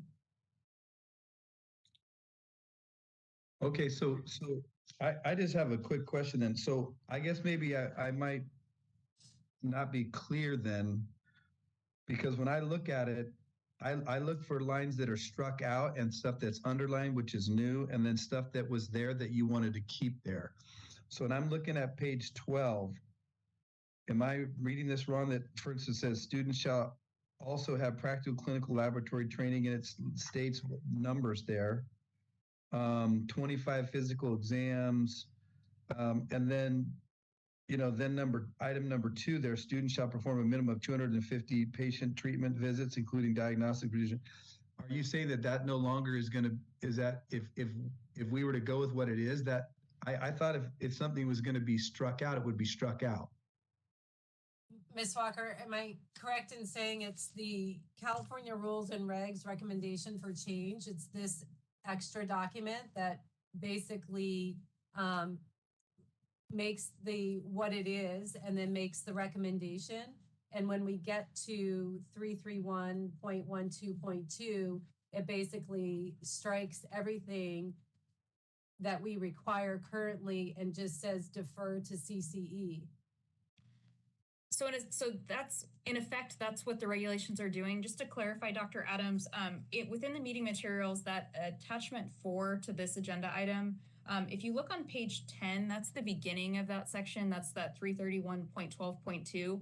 And it's what's causing this to be essentially struck or only applied after through 2020 is the inclusion of additional text there in the title curriculum requirements prior to 2020, and then the addition of text for all applicants for licensure who matriculated into a chiropractic college prior to, and then, at the time this language was approved in 2020, we hadn't even decided on a date. So there's that parentheses date 2020 question mark.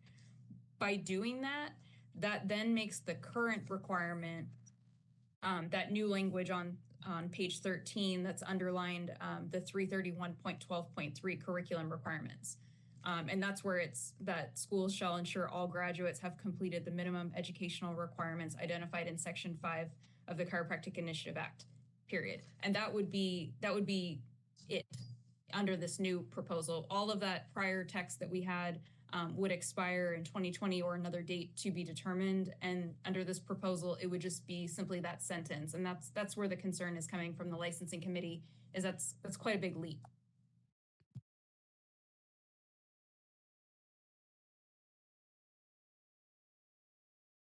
Ready to go.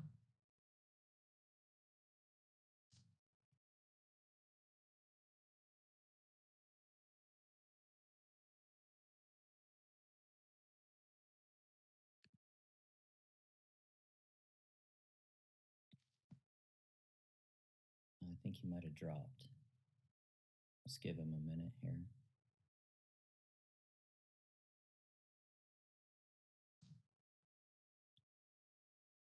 So, Dr. Daniels, am I correct? As chair of the committee, your recommendation is to return those two back to the committee for further discussion? Yeah, I mean, that was Ms. Cruz and my recommendation. I mean, I don't want to hold the whole thing up, but again, it's like, we weren't even familiar with what the board had done 5 years ago, and it was just sort of brought to our attention as, to approve it. But there's more questions to me to make sure that we're doing the right thing. We have a student that wrote in that matriculated in 2013, and I'm not really sure where he lies and may not be done in 2020. We had the numbers issue as far as what is considered a clinical act, the diagnosis, there's a discussion on it including the actual adjustment. And so there's just more to discuss there to make sure that this board understands what those ramifications are and that is the direction that we want to move in. I think overall, getting rid of a lot of the prescriptive stuff that was in there, like I said, buildings and, technology and must be a cadaver and all that is outdated. However, our curriculum and what we deem as a minimum to be proficient, I don't think necessarily is outdated. It does lead to the fact that we don't have a study on how many visits does it take to make you competent, but we've been doing 250 for however long, and we do know that people are competent. We don't know if we take that away, are they still competent? We know that we have some people in clinic that, they're like take to adjustment, like duck to water. They're adjusting all the time, right? They're adjusting every single person. They come out, they're amazing adjusters. And then you have other people that shy away from the adjustment. And that's more so in the schools today. Some people enter chiropractic college and they've never even been adjusted. And if this is what our profession is, if this is that is what makes us different than a physical therapist or an occupational therapist, I think it's important to look at that a little bit more to make sure of what we want to do, because I do know in schools today, many students aren't even adjusting. They wait until they have to adjust. It's, you know, it's ironic. I don't really understand it, but I know that you know that to be true. And so in the, you know, for public safety, we have to make sure that people know how to adjust. What does that mean? Do we need to do a longitudinal study? And we also need to make sure people know when not to adjust. And that is part of that clinical experience. So I think Ms. Cruz is on the same page with me. And if not, you can speak up as far as those two need a little more clarifying. Yeah, thank you for that. I would say too, I think I agree with you. If we as board members are requiring some, you know, more clarity and there's questions there, surely our stakeholders, you know, probably require some of that clarity and the opportunity to, you know, engage in those discussions through the committee and then through, you know, if it comes back to the board. And I think, as you mentioned, you know, the emphasis on the manipulation adjustment side is something that we even strengthen, and including that as an individual component of mandated CE. So I think this, you know, kind of brings consistency to kind of the work we're doing in other areas to emphasize that. So. Yeah, I mean, one of the other issues is, you know, granting partial credit for, you know, 2/3 or a third of a credit, you know, but, and that's complex, you know, I'm very empathetic to that. However, the clinic was set up for the execution. And if you read the CCE guidelines, what they have included in it is to monitor the patient's progress after care. And that's very specific in their meta competency too. And so if you are not delivering care, you cannot manage or monitor their progress after care. So, you know, how do we move forward, and do we grant partial credit? Do we not? Going back to CCE, part of that is, like I said, management after care. Now, this brings up, well, what else is care? Is it just the adjustment? Is it giving activities of daily living? Is it giving exercise? Is it giving nutrition? So I don't want to go on with it, but there's more there that we need to define in moving forward for the profession and for the students. Agreed. I think there's lots of discussion there. I guess, yeah. We're just waiting on. I'm just going to give Dr. Adams. He sent me a message. He's trying to reconnect, maybe by phone, and as soon as he gets, you know, just give him a minute, because I'd like to make a motion and see if we can.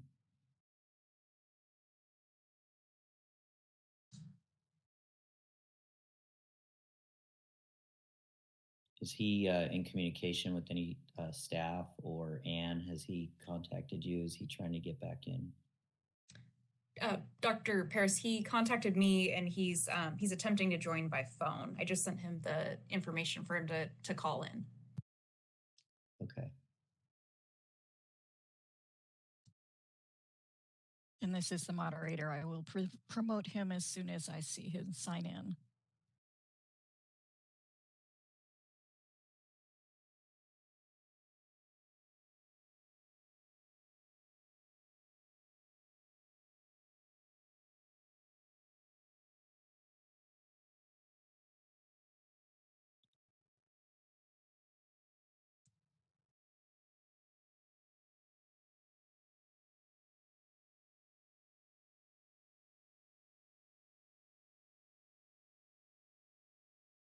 Yeah, Dr. Daniels, while we're waiting, and I hope it's okay to further that discussion. I've been spending a lot of time thinking about that, and when I was thinking about the 250, metric, and actually doing, actually getting your hands on and adjusting somebody, and I really, in the partial credit, and and I hope it's, somebody stop me if it's not okay to discuss this during this agenda item, but and I think we really, when you look at the volume of patients that most DCs might see in practice. And even if you just take a conservative average, 250 really is a fair minimum to ask that somebody actually perform a physical manipulation. I mean, if you were to split up the areas of the body and maybe include extremities, I mean, even if you split them evenly, which, may or may not be, right, but that could pretend that somebody has, I don't know, 60, 70 adjustments to a low back, and that's it. That's what gets them out. And I understand the CCE and the competency model, and that, like triangulating that. And I think it was mentioned earlier, like 98 different, I think she said 97 or 98 different looks at 93. But my understanding is that that's part of that. It's the same actual, like, it's just different ways to measure competency of the same, sometimes the same clinical encounter. If you're kind of triangulating in that based on that CCE document. I don't know if that was meant to infer that they see 93 different 93 assessments or 93 different patients. But regardless, I think it's fair to ask that graduates and licensees, in the interest of public protection, get their hands on and perform that treatment. 200. Well, another, like, if you're in medical school, and I've used the example before, you might need 1,000 surgeries in order to graduate, but you might see 4,000 people before you do the 1,000 surgeries. That is part of the clinical experience of evaluating, developing a management plan, executing your management plan or your treatment, which is for us the adjustment, and then reassessing, and then having the ability to determine, which is in competency 2 of CCE, maximum medical improvement. And if the person is coming back and they don't need an adjustment, they need to be released. And you need to me, that is part of that process. Yeah, I would agree. Also, a skill or an art unto itself is, knowing when and when not to, and part of the patient management is, when do you release them from care and how, and how do you reassess maybe a chronic pain management trial, because I know that exists, of course. So yeah, I agree with you. I think we're kind of thinking the same idea about the partial credit maybe counts as maybe full credit somewhere else, but surely, in my view, to split up the idea that, in my mind's eye, that you're getting your hands on and you're performing treatment on somebody is, you've done it somehow, even in a quarter or a third of a way. That's not what my impression of the performance of manipulation or adjustment. Then the pre and post, I think even Medicare kind of, you can't, just to kind of support my own contention, you can't bill Medicare and say, well, I did the pre-manipulation, so therefore I'm billing the code. Well, that code that was kind brought of built up, in. yeah, I mean, the code that was brought up, the Z03, I think 0.89, was really for emergency crisis intervention. So, yes, it's an observational code, but if we take it back to your point with Medicare, a chiropractor they will not recognize that from a chiropractor. Yeah, and I think there's a different code to satisfy maybe some E&M component of making the decision on further care, or the decision not to treat, et cetera. But I would like some more thoughts on what if we included, or should we include, exercise, home care discussions, as because that is part of the profession. So I do think that's a conversation. There was a study done on diabetics, people who were just given the medication, or people who sat down for 5 minutes and were showed the brochure with one-on-one. The people that sat down with a doctor for 5 minutes and was read the brochure did much better with their blood sugar than the people that were just given the brochure. So, Yeah. We sometimes underestimate the cultural authority we have in directly discussing these things with patients, you know. And I see Dr. Adams. I see his name. Anne, is he with us? Dr. Adams, are you there?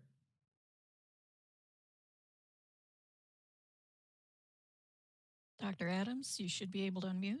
Yep, I'm here. Okay, great. Been here for a little bit. Good discussion. I would like to I would like to make a motion to return the proposed changes to sections 331.12.2 and 331.12.3 to the licensing committee for further study and discussion.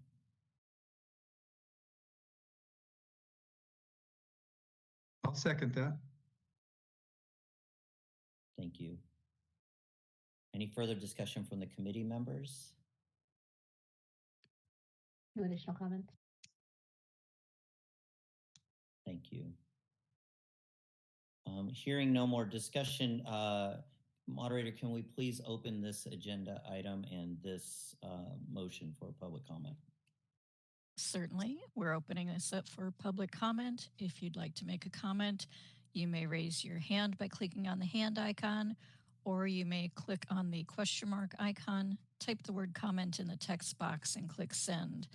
We do have a request for comment from call-in user 2. I'm going to send a request to unmute your microphone, and then you'll hit *6 to unmute.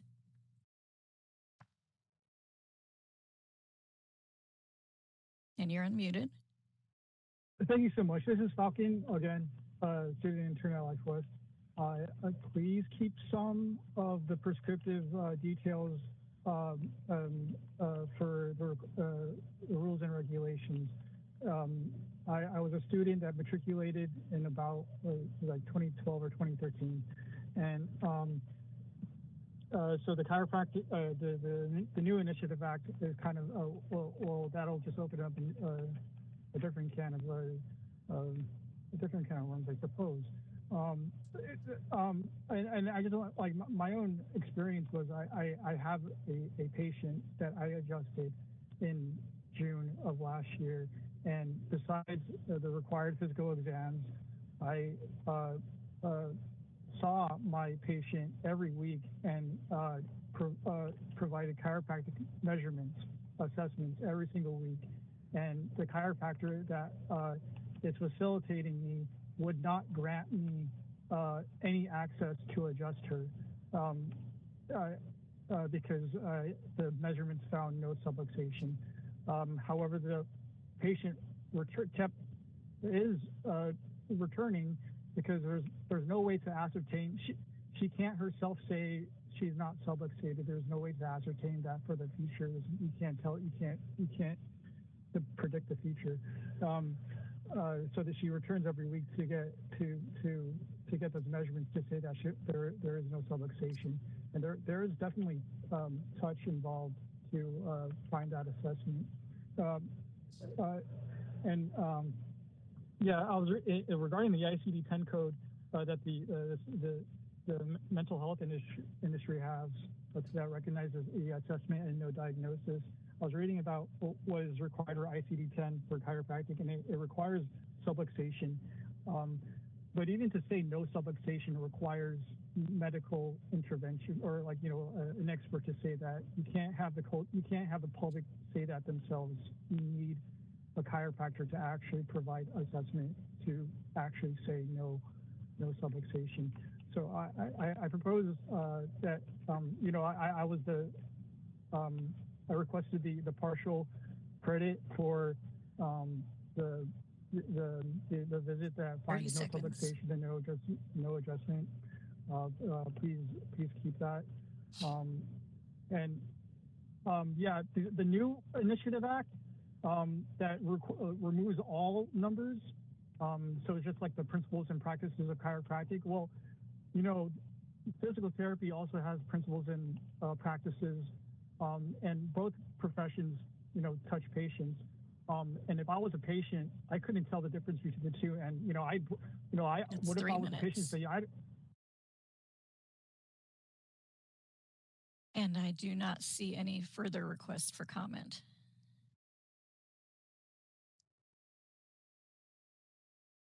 You're still muted, Dr. Paris. To the caller, thank you for your comments, and I think that there will be further time to engage in this discussion.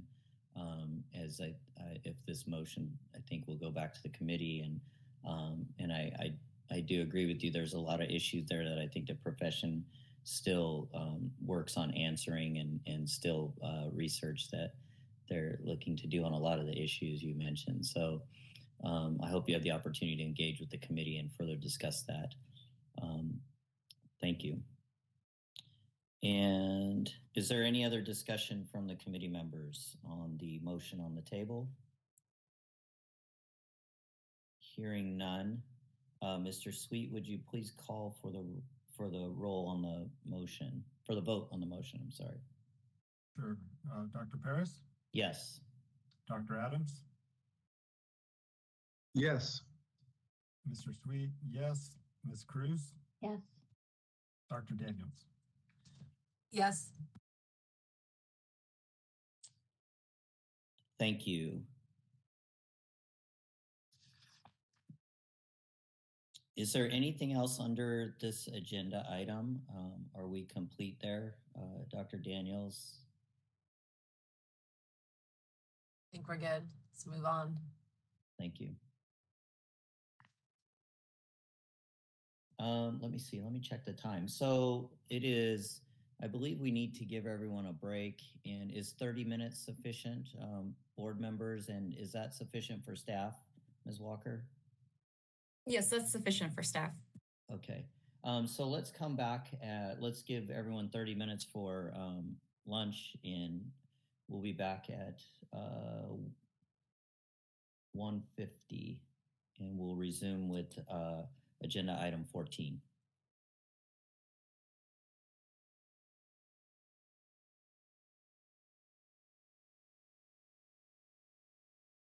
So let's move on to agenda item 15.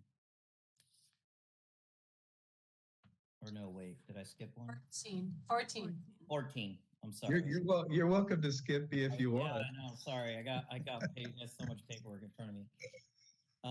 Agenda item 14. Dr. Adams, would you please provide an update? Sure, happy to. I'm gonna be brief, and I'll probably defer to Ms. Walker here quite a bit, because I know we've done some work, and we want to get some votes on some things. So we've met back in December, and kind of a continuation of a great breaking down of so many items down to 2x2x2 type things that Ms. Walker's laid out for us, which has been great. So basically, the action we're requesting today is the board to consider the committee's recommendations regarding the regulatory proposals to add CCR Title 16 sections 384.1, 384.2, and to repeal CCR Title Section 16, Section 354. So a little bit of background is proposed regulations regarding the disciplinary decisions involving sexual contact with a patient and required actions against registered sex offenders. So if you remember last time we talked about that, we had some discussion at length about the tier issues, tier 1, 2, 3 levels of sexual misconduct, and the board's role in that, and really came down to the board wanting a little discretion when it related to tier 1 level sexual offenses. Tier 2 and tier 3 typically apparently result in revocations of the license. And then the other issue that I think we're wanting some vote on is the successful examination aspect that has kind of become obsolete. And that, I believe, is to repeal that Title 16, Section 354 of the successful examination. I know we're still discussing a little bit further other issues in the enforcement of the committee that came up on another section, which we're moving along with in relation to unlicensed employees or unlicensed practice, and what is allowed and what's not allowed, and some of the time commitments associated with how much the doctor has to be in the practice, and the oversight of unlicensed individuals in your practice, helping you with your activities in the office. So we're going to have further discussion on that, and then that'll be brought to the board at a later time. But in light of that, I think the best thing is to turn it to Ms. Walker to address the two items that we really want your voting on today to move things along in the enforcement regulation. So Ms. Walker, I'll turn it to you. Sure. And then, so just briefly, Dr. Adams provided an update on the committee meeting, and then we have two action items, if you will, before the board today. And we're going to take them each separately because we're looking for potentially two motions there.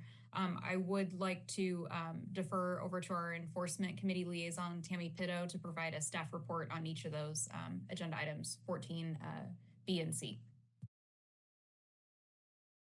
Good afternoon, everyone. So I will start with item B. And like Dr. Adams said, at the December 9th, 2022 committee meeting, the committee continued its review and discussion of the proposed language regarding disciplinary decisions involving sexual conduct with the patient and required actions against sex offenders from the Comprehensive Consumer Protection Enforcement Initiative regulatory package known as CPEI. That was approved by the board at the August 29th, 2016 meeting. The committee had no concerns with the proposed language to add CCR Title 16, Section 384.1, sexual contact with patient, which would require any proposed decision or decision that contains any finding of fact that a licensee engaged in any act of sexual contact as defined in Business and Profession Code Section 729, Subdivision C, to contain an order of revocation and prohibit a proposed decision from containing a stay of the revocation.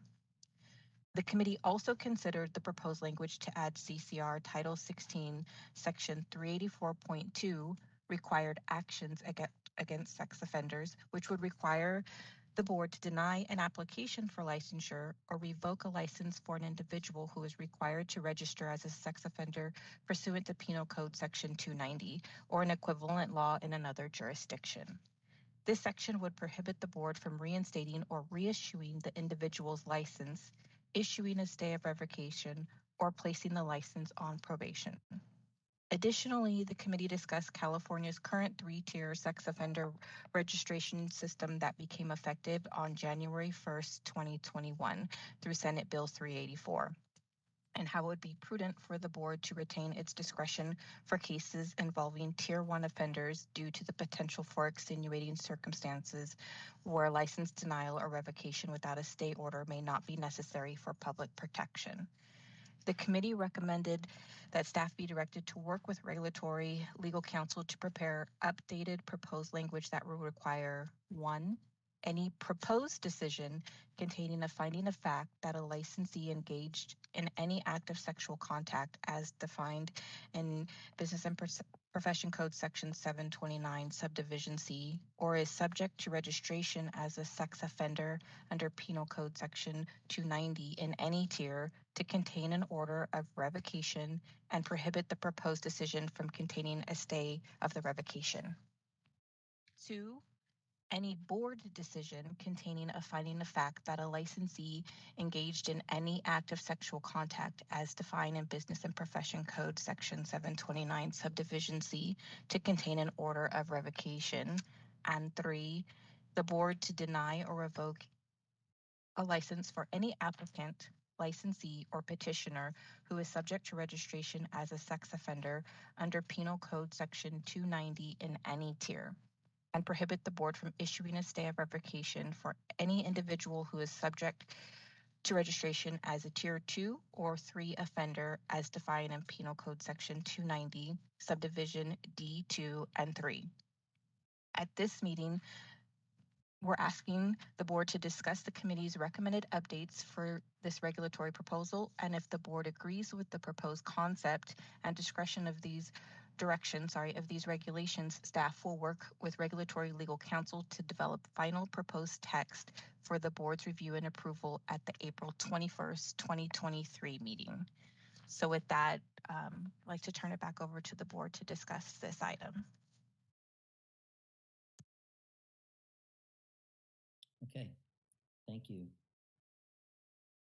Dr. Adams, anything further? Anything to add there? Not on that issue, no. Okay. Yeah, I will say that I'm supportive of the language as it stands, the direction that we're moving. I think retaining the discretion for level 1 offenders, was discussed, I think, in committee fairly well, and it seems there's a pretty wide variance of what could be a level 1 offense. And actually, this is very timely because of the Attorney General presentation earlier, which kind of discussed some of this issue. Whereas, are they a danger, and does it necessarily mean that they could not practice? So I think that was a timely presentation in relation to that. But so otherwise, that's all I have. Mr. Sweet, any comment? No, I'd just like to echo Dr. Paris. I think we did have a good discussion about that at the committee level, so I appreciate the work that was done on that in the meantime.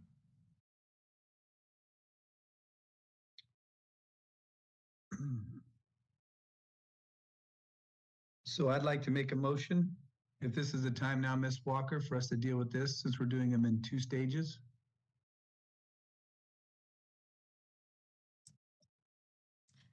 Sure, Dr. Adams. And just to clarify for the board members, within the packet, that attachment 2, that was the text that was approved in 2016. So what the motion we're seeking is to be directed to work with legal counsel to prepare updated proposed text that reflects the committee's recommendation to retain discretion for level 1 offenders and present that text to the board for approval at the April 2023 meeting.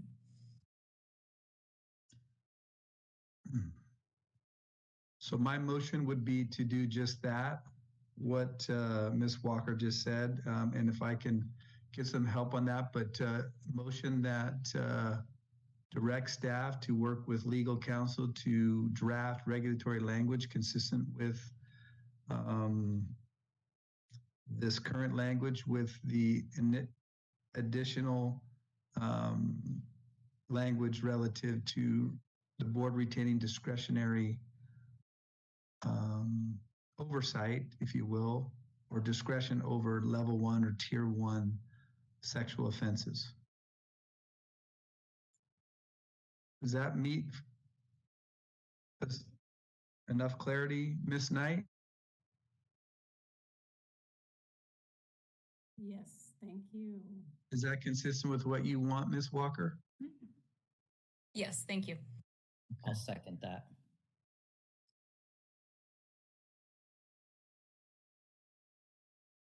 Is there any further discussion from the board members? I'm sorry to do this. Is it possible to have that language of that motion repeated one more time? That might be a tall order. I don't know if someone got it down. I guess what I'm saying is, let's see. Motion is to direct staff to communicate and work with legal counsel to finalize regulatory language consistent with what we've discussed here, with emphasis also on language that would give discretion to the board for level 1 or tier 1 sexual offenses. And then to create that language and present that back to us for and probably action and review in the April board meeting. Was I close?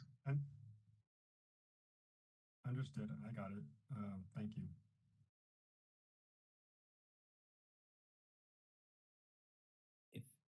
if anyone has a proposed amendment to that or friendly amendment to that language, otherwise I would second that.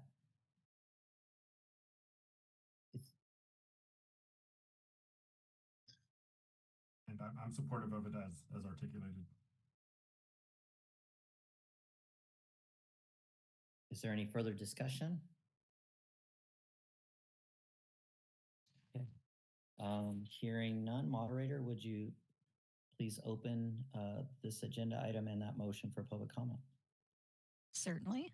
We've opened up the Q&A feature of WebEx to facilitate public comment. If you've got a comment on the issue or the motion, you can look for the question mark icon, typically in the lower right of your WebEx screen, and click in the text box, type the word comment, and click send. The other option for anyone is to raise your hand, which is done by clicking on the hand icon. And for our call-in users, you can press *3 to raise your hand. Each speaker will have 3 minutes to speak.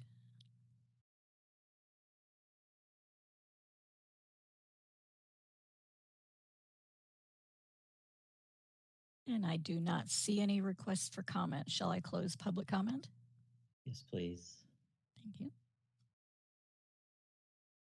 And Mr. Sweet, would you please call the roll for the vote on the motion? Yes. Dr. Paris?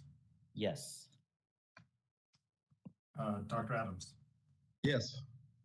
Mr. Sweet? Yes. Ms. Cruz? Yes.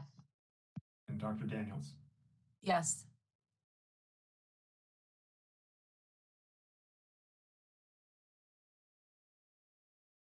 Thank you. Motion passes. Please, Dr. Adams, go ahead. So now we'll turn the time back over to Ms. Pitto, I guess, again for review of the regulatory proposal to repeal CCR Title 16, Section 354, successful examination. Ms. Pitto or Ms. Yes. Walker? Yes, it will be me. This is Tammy. Okay, great. Thank you. Yeah, no problem. So also at the December 9th, 2022 committee meeting, the committee considered staff's recommendation to repeal CCR Title 16, Section 354, successful examination, which became effective November 17th, 1979. This regulation conflicts with CCR Title 16, Section 310.2, which prohibits any person from engaging in the practice of chiropractic as defined in Section 302 without holding an active license issued by the board, and similar provisions within Sections 5 and 15 of the Chiropractic Initiative Act of California. In addition, this regulation causes confusion regarding the licensure process because applicants for licensure are immediately notified in writing of their results of the California Chiropractic Law Examination. As the final step for licensure, after passing the exam, applicants must submit a copy of their past results to the board with the initial license fee. Board staff then performs a final review of their application package, confirms all requirements have been met, and no cause exists to deny a license. If no cause exists to deny a license, board staff issues a Doctor of Chiropractic license to the applicant. And if cause does exist to deny a license, board staff follows the procedures outlined in Government Code Section 11500. The committee concurred with staff's recommendation and voted to recommend that the board initiate the rulemaking process to repeal this section. At this meeting, the board is being asked to discuss and consider the committee's recommendation to repeal CCR Title 16, Section 354, and if the board agrees, to provide a motion to approve the proposed regulatory text to repeal Title 16, California Code of Regulations, Section 354, regarding successful examination, direct staff to submit the text to the Director of the Department of Consumer Affairs and the Business Consumer Services and Housing Agency for review, and if no adverse comments are received, authorize the executive officer to take all steps necessary to initiate the rulemaking process, make any substantive or technical changes to the package, and set the matter for a hearing if requested. If no adverse comments are received during the 45-day comment period and no hearing is requested, authorize the executive officer to take all steps necessary to complete the rulemaking and repeal Section 354 as noticed. So with that, I'll turn it back over to the board for discussion.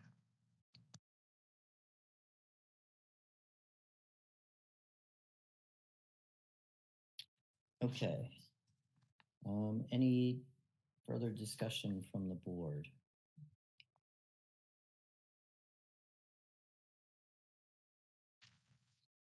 If I recall, just to clarify and for the public, this was something that was brought up as confusing and seemingly had potential licensees who still had to, pay their fee and submit their full licensing package to the board, but on receipt of notification that they had passed the CCLE were under the impression that they might be able to practice immediately. Is that I'm hoping that's correct. Yes, Dr. Paris, that's correct. And there's also the issue of the timing for if we are denying a license. In many cases, we issue the denial prior to the person becoming eligible to take the law examination. But in some instances, we have applicants that have passed the law exam, but due to their conduct are not, in our opinion, fit for licensure and should be denied, where this regulation would allow someone where there's public safety concerns with them being licensed. It would allow them to begin practicing in that time period between passing the exam and us formally completing the administrative process to deny the license application. Thank you for that. Is there a motion?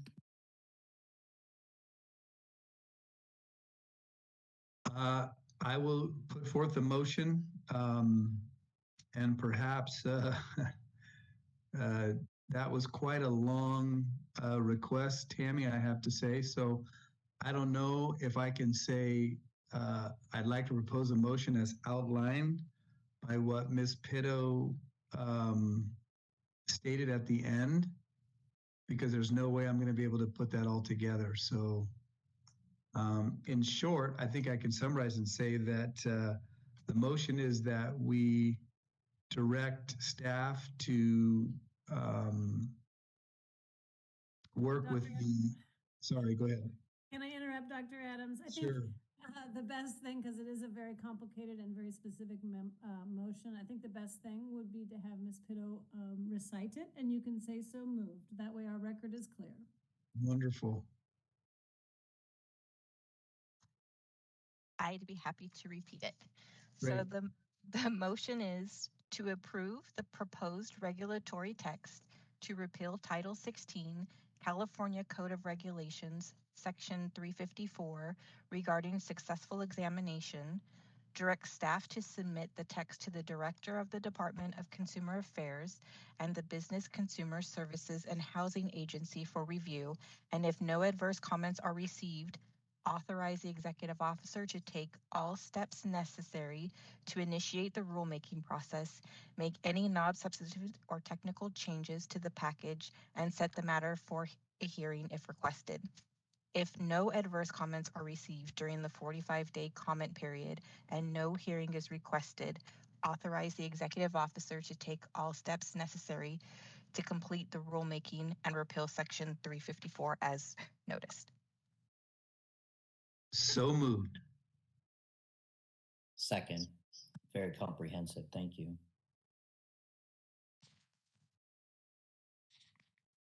Is there any further discussion from the board members? Hearing none. Moderator, can we please open this agenda item and this motion for public comment? Certainly. And we've opened up the WebEx Q&A feature to facilitate public comment. If anyone has a comment on the motion, you may look for the question mark icon. Once you click that, you can type the word comment into the text box and click send, or anyone may raise their hand to request to be recognized by clicking on the hand icon, and our call-in users can press *3 to raise their hand. Each speaker will have 3 minutes.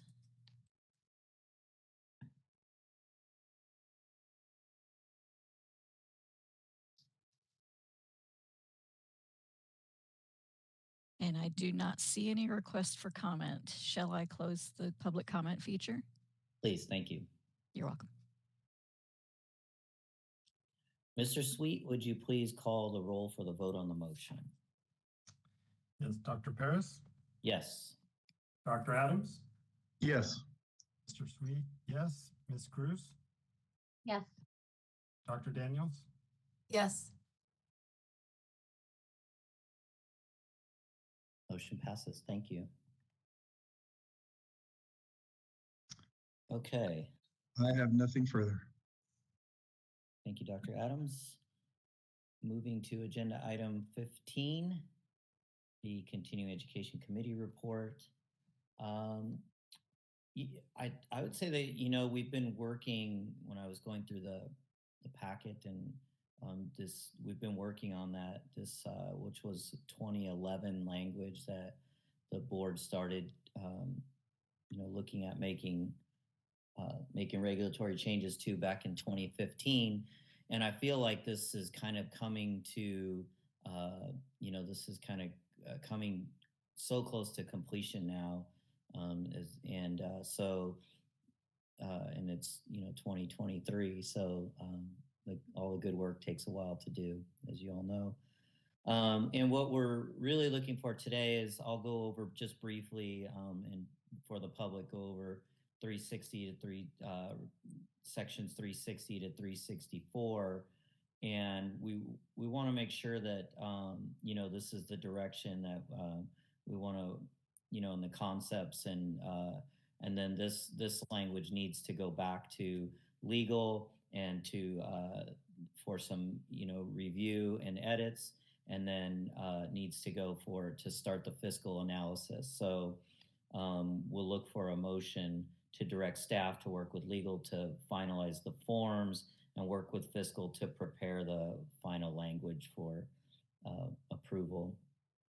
So let me just go back, and so briefly here. So 360 is essentially, you know, codifying the what's already in BMP code, section 1006.5, and that's effective from our sunset review and our fees, and we need to get that into regulation. And I know you're all familiar with these at this stage. 361, I think I'm really happy with what the committee and what we've worked to get these, you know, the 5 competency areas, keeping the 24 hours. And I think the competency areas reflect a nice mix of, you know, the 4 that are, you know, in the interest of public safety and, you know, provider quality of care, et cetera. And then, you know, competency 5, it will be electives, and that will allow for, you know, personal interest learning, and will allow providers to continue to get continuing education from other healing arts boards. And I think really kind of aligns with the kind of ever-growing multidisciplinary, interdisciplinary care that we see chiropractors involved with, et cetera.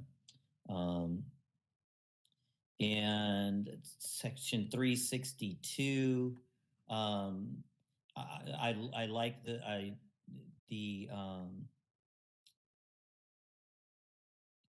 I think there's still probably you know, some discussion in a different day and time regarding accepting PACE, but this is updating the forms, and it will allow us to utilize a PACE certified provider, and hopefully create some efficiencies for staff, and make the approvals a little bit more expedient also.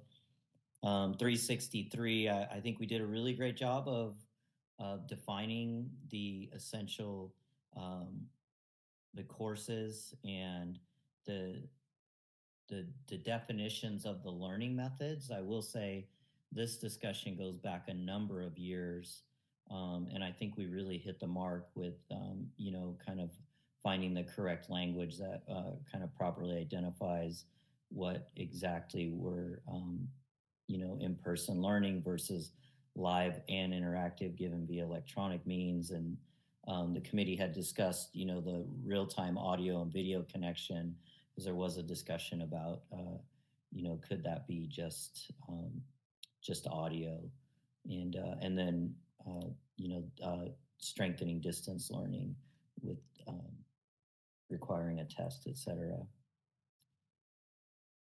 And that was 363.1. 364 exemptions, and that was mostly moving it over. And so I think everyone's familiar with that. I would just ask, Kristen, if there's a motion, is it the motion's just going to be for 360 to 364, the proposed changes? Do we need a motion for a separate motion for the CPR BLS mandate, or are we just expecting an update on the exemptions from that before we do anything there? Correct. So at this meeting, we're just looking for a motion from the board and buy-in on the direction of these CE regulations. The discussion on the basic life support regulations, there's some additional information that staff is going to gather directly from the certifying entities, and we'll be reporting back to the Continuing Education Committee to continue their discussion of those regulations. Okay. Yeah, so just to update the full board, the sense of the committee was that we were supportive of the requirement for BLS, which would be inclusive of CPR, just to clarify that language. But we needed to, we had some discussions around, exemptions, and so the staff's going to look into how the agencies that provide those certifications allow for those exemptions, and if they're able to make accommodations and still provide a certification, et cetera. So I think that will go back to the committee, and then we will bring that back to the board, correct, Ms. Walker? Correct, yes. Yeah. Okay. So let me open this up for discussion on just the general direction and the concepts of the language, and as in the packet for 360 to 364. Any discussion, comments, questions from the board?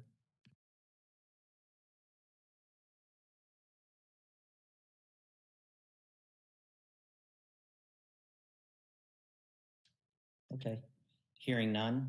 I think we've done a lot of work on this, so I know that this has been vetted very well. So thank you to everybody involved with this. Hearing no comments or discussion, I would like to make a motion to direct staff to work with legal to finalize the forms and work with fiscal to prepare the final language for approval. Is that sufficient? This is Sabina. Just to clarify, you just want to direct staff to finalize the language and bring it back to the board in April for full approval? Yeah, and also to start the fiscal analysis to bring back in April. Got it. Okay, thank you. Is that sufficient? If I can just amend that to be specific, regulatory legal counsel to finalize proposed text and forms in association with the Consumer Affairs and then the Budget Office. So not just the forms, but the proposed text as well as the updated forms. Thank you. I'll accept that amendment. I'll second. Thank you. Is there any further discussion?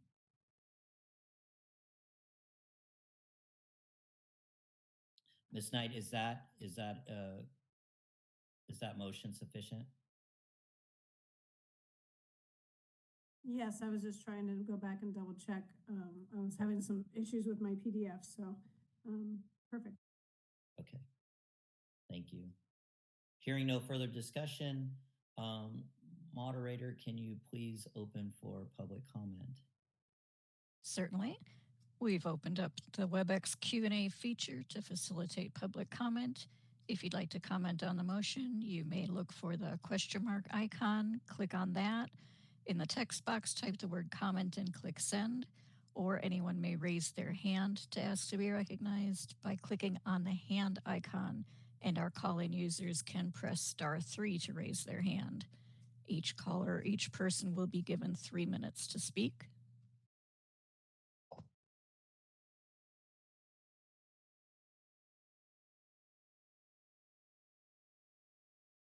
And I do not see any requests for comment. Shall I close the public comment feature? Yes, please. Thank you. And we did have one comment. Thank you for all of your work on this. Thank you for coming to the meeting and participating. Thank you for your comments.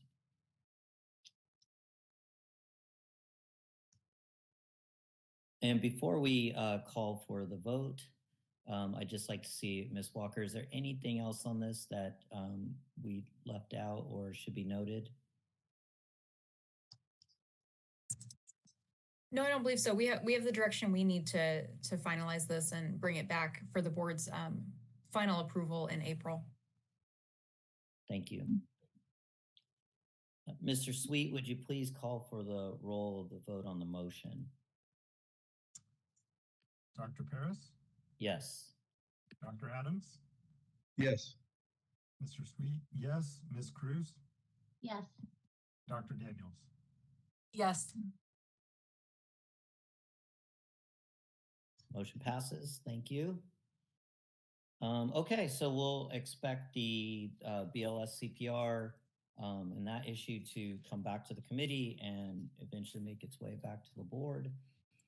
And I don't think there's anything else in this report. Hearing none. Anything from staff, Ms. Walker? No, not on this committee report. Okay, thank you. Moving to agenda item 16. Future agenda items. I will open this for discussion by the committee. Any future agenda items?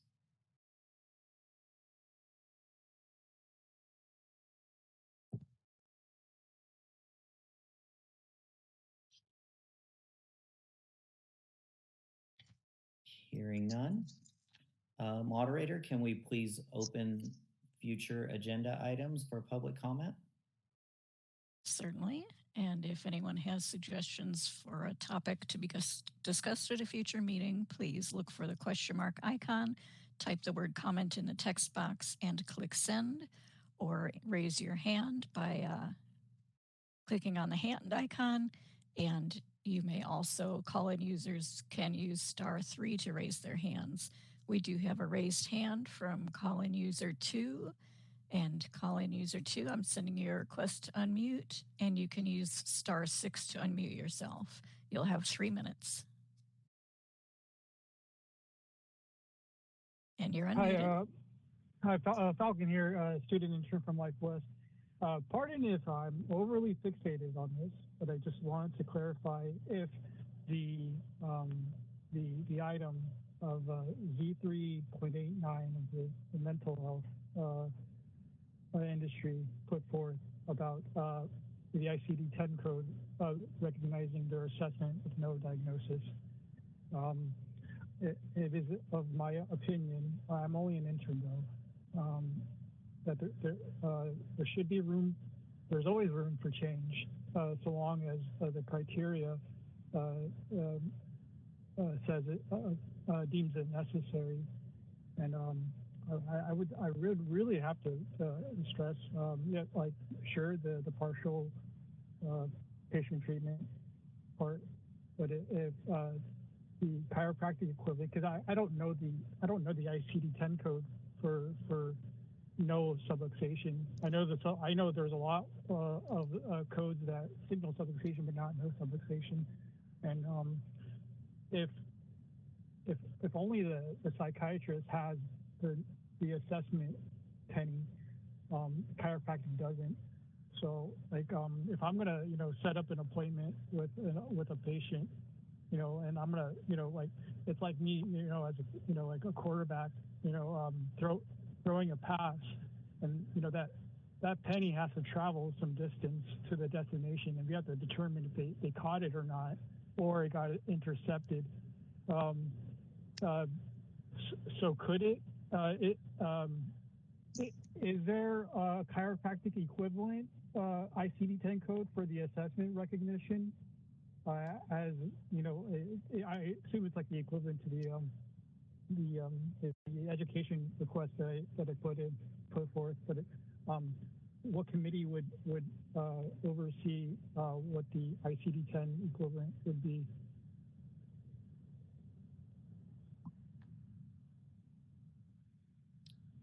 And I see no further requests for public comment. Shall I close the public comment feature? Yes, please. And thank you for your further comments and consideration there. I just briefly, I hope it's okay. I would say that the CPT coding does have, very low level evaluation and management, re-evaluation, re-exam codes, some being things like you're discussing, like rechecks, et cetera. And I would, if it helps, you can look at what's involved and entailed in coding a 99211 code, which is usually used for things like that, simple rechecks and brief follow-up, et cetera. So, okay. Last chance for any of the board members, any future agenda items? Hearing none. Can we please move to agenda item 17, which was closed session? We have no closed session issues to deal with today, so we can skip over closed session and move to agenda item 18. And I like to make a motion to adjourn the meeting, so I'm going to do that. The time is 2:34. I'd like to make a motion to adjourn the meeting. I'll second that. Thank you. And again, thank you everyone for your confidence and trust in voting me in as chair again. And I hope to serve you well. So thank you everybody, and thank you to the public and everybody who attended. And again, thank you to staff, and I'll see you all soon. Have a great one.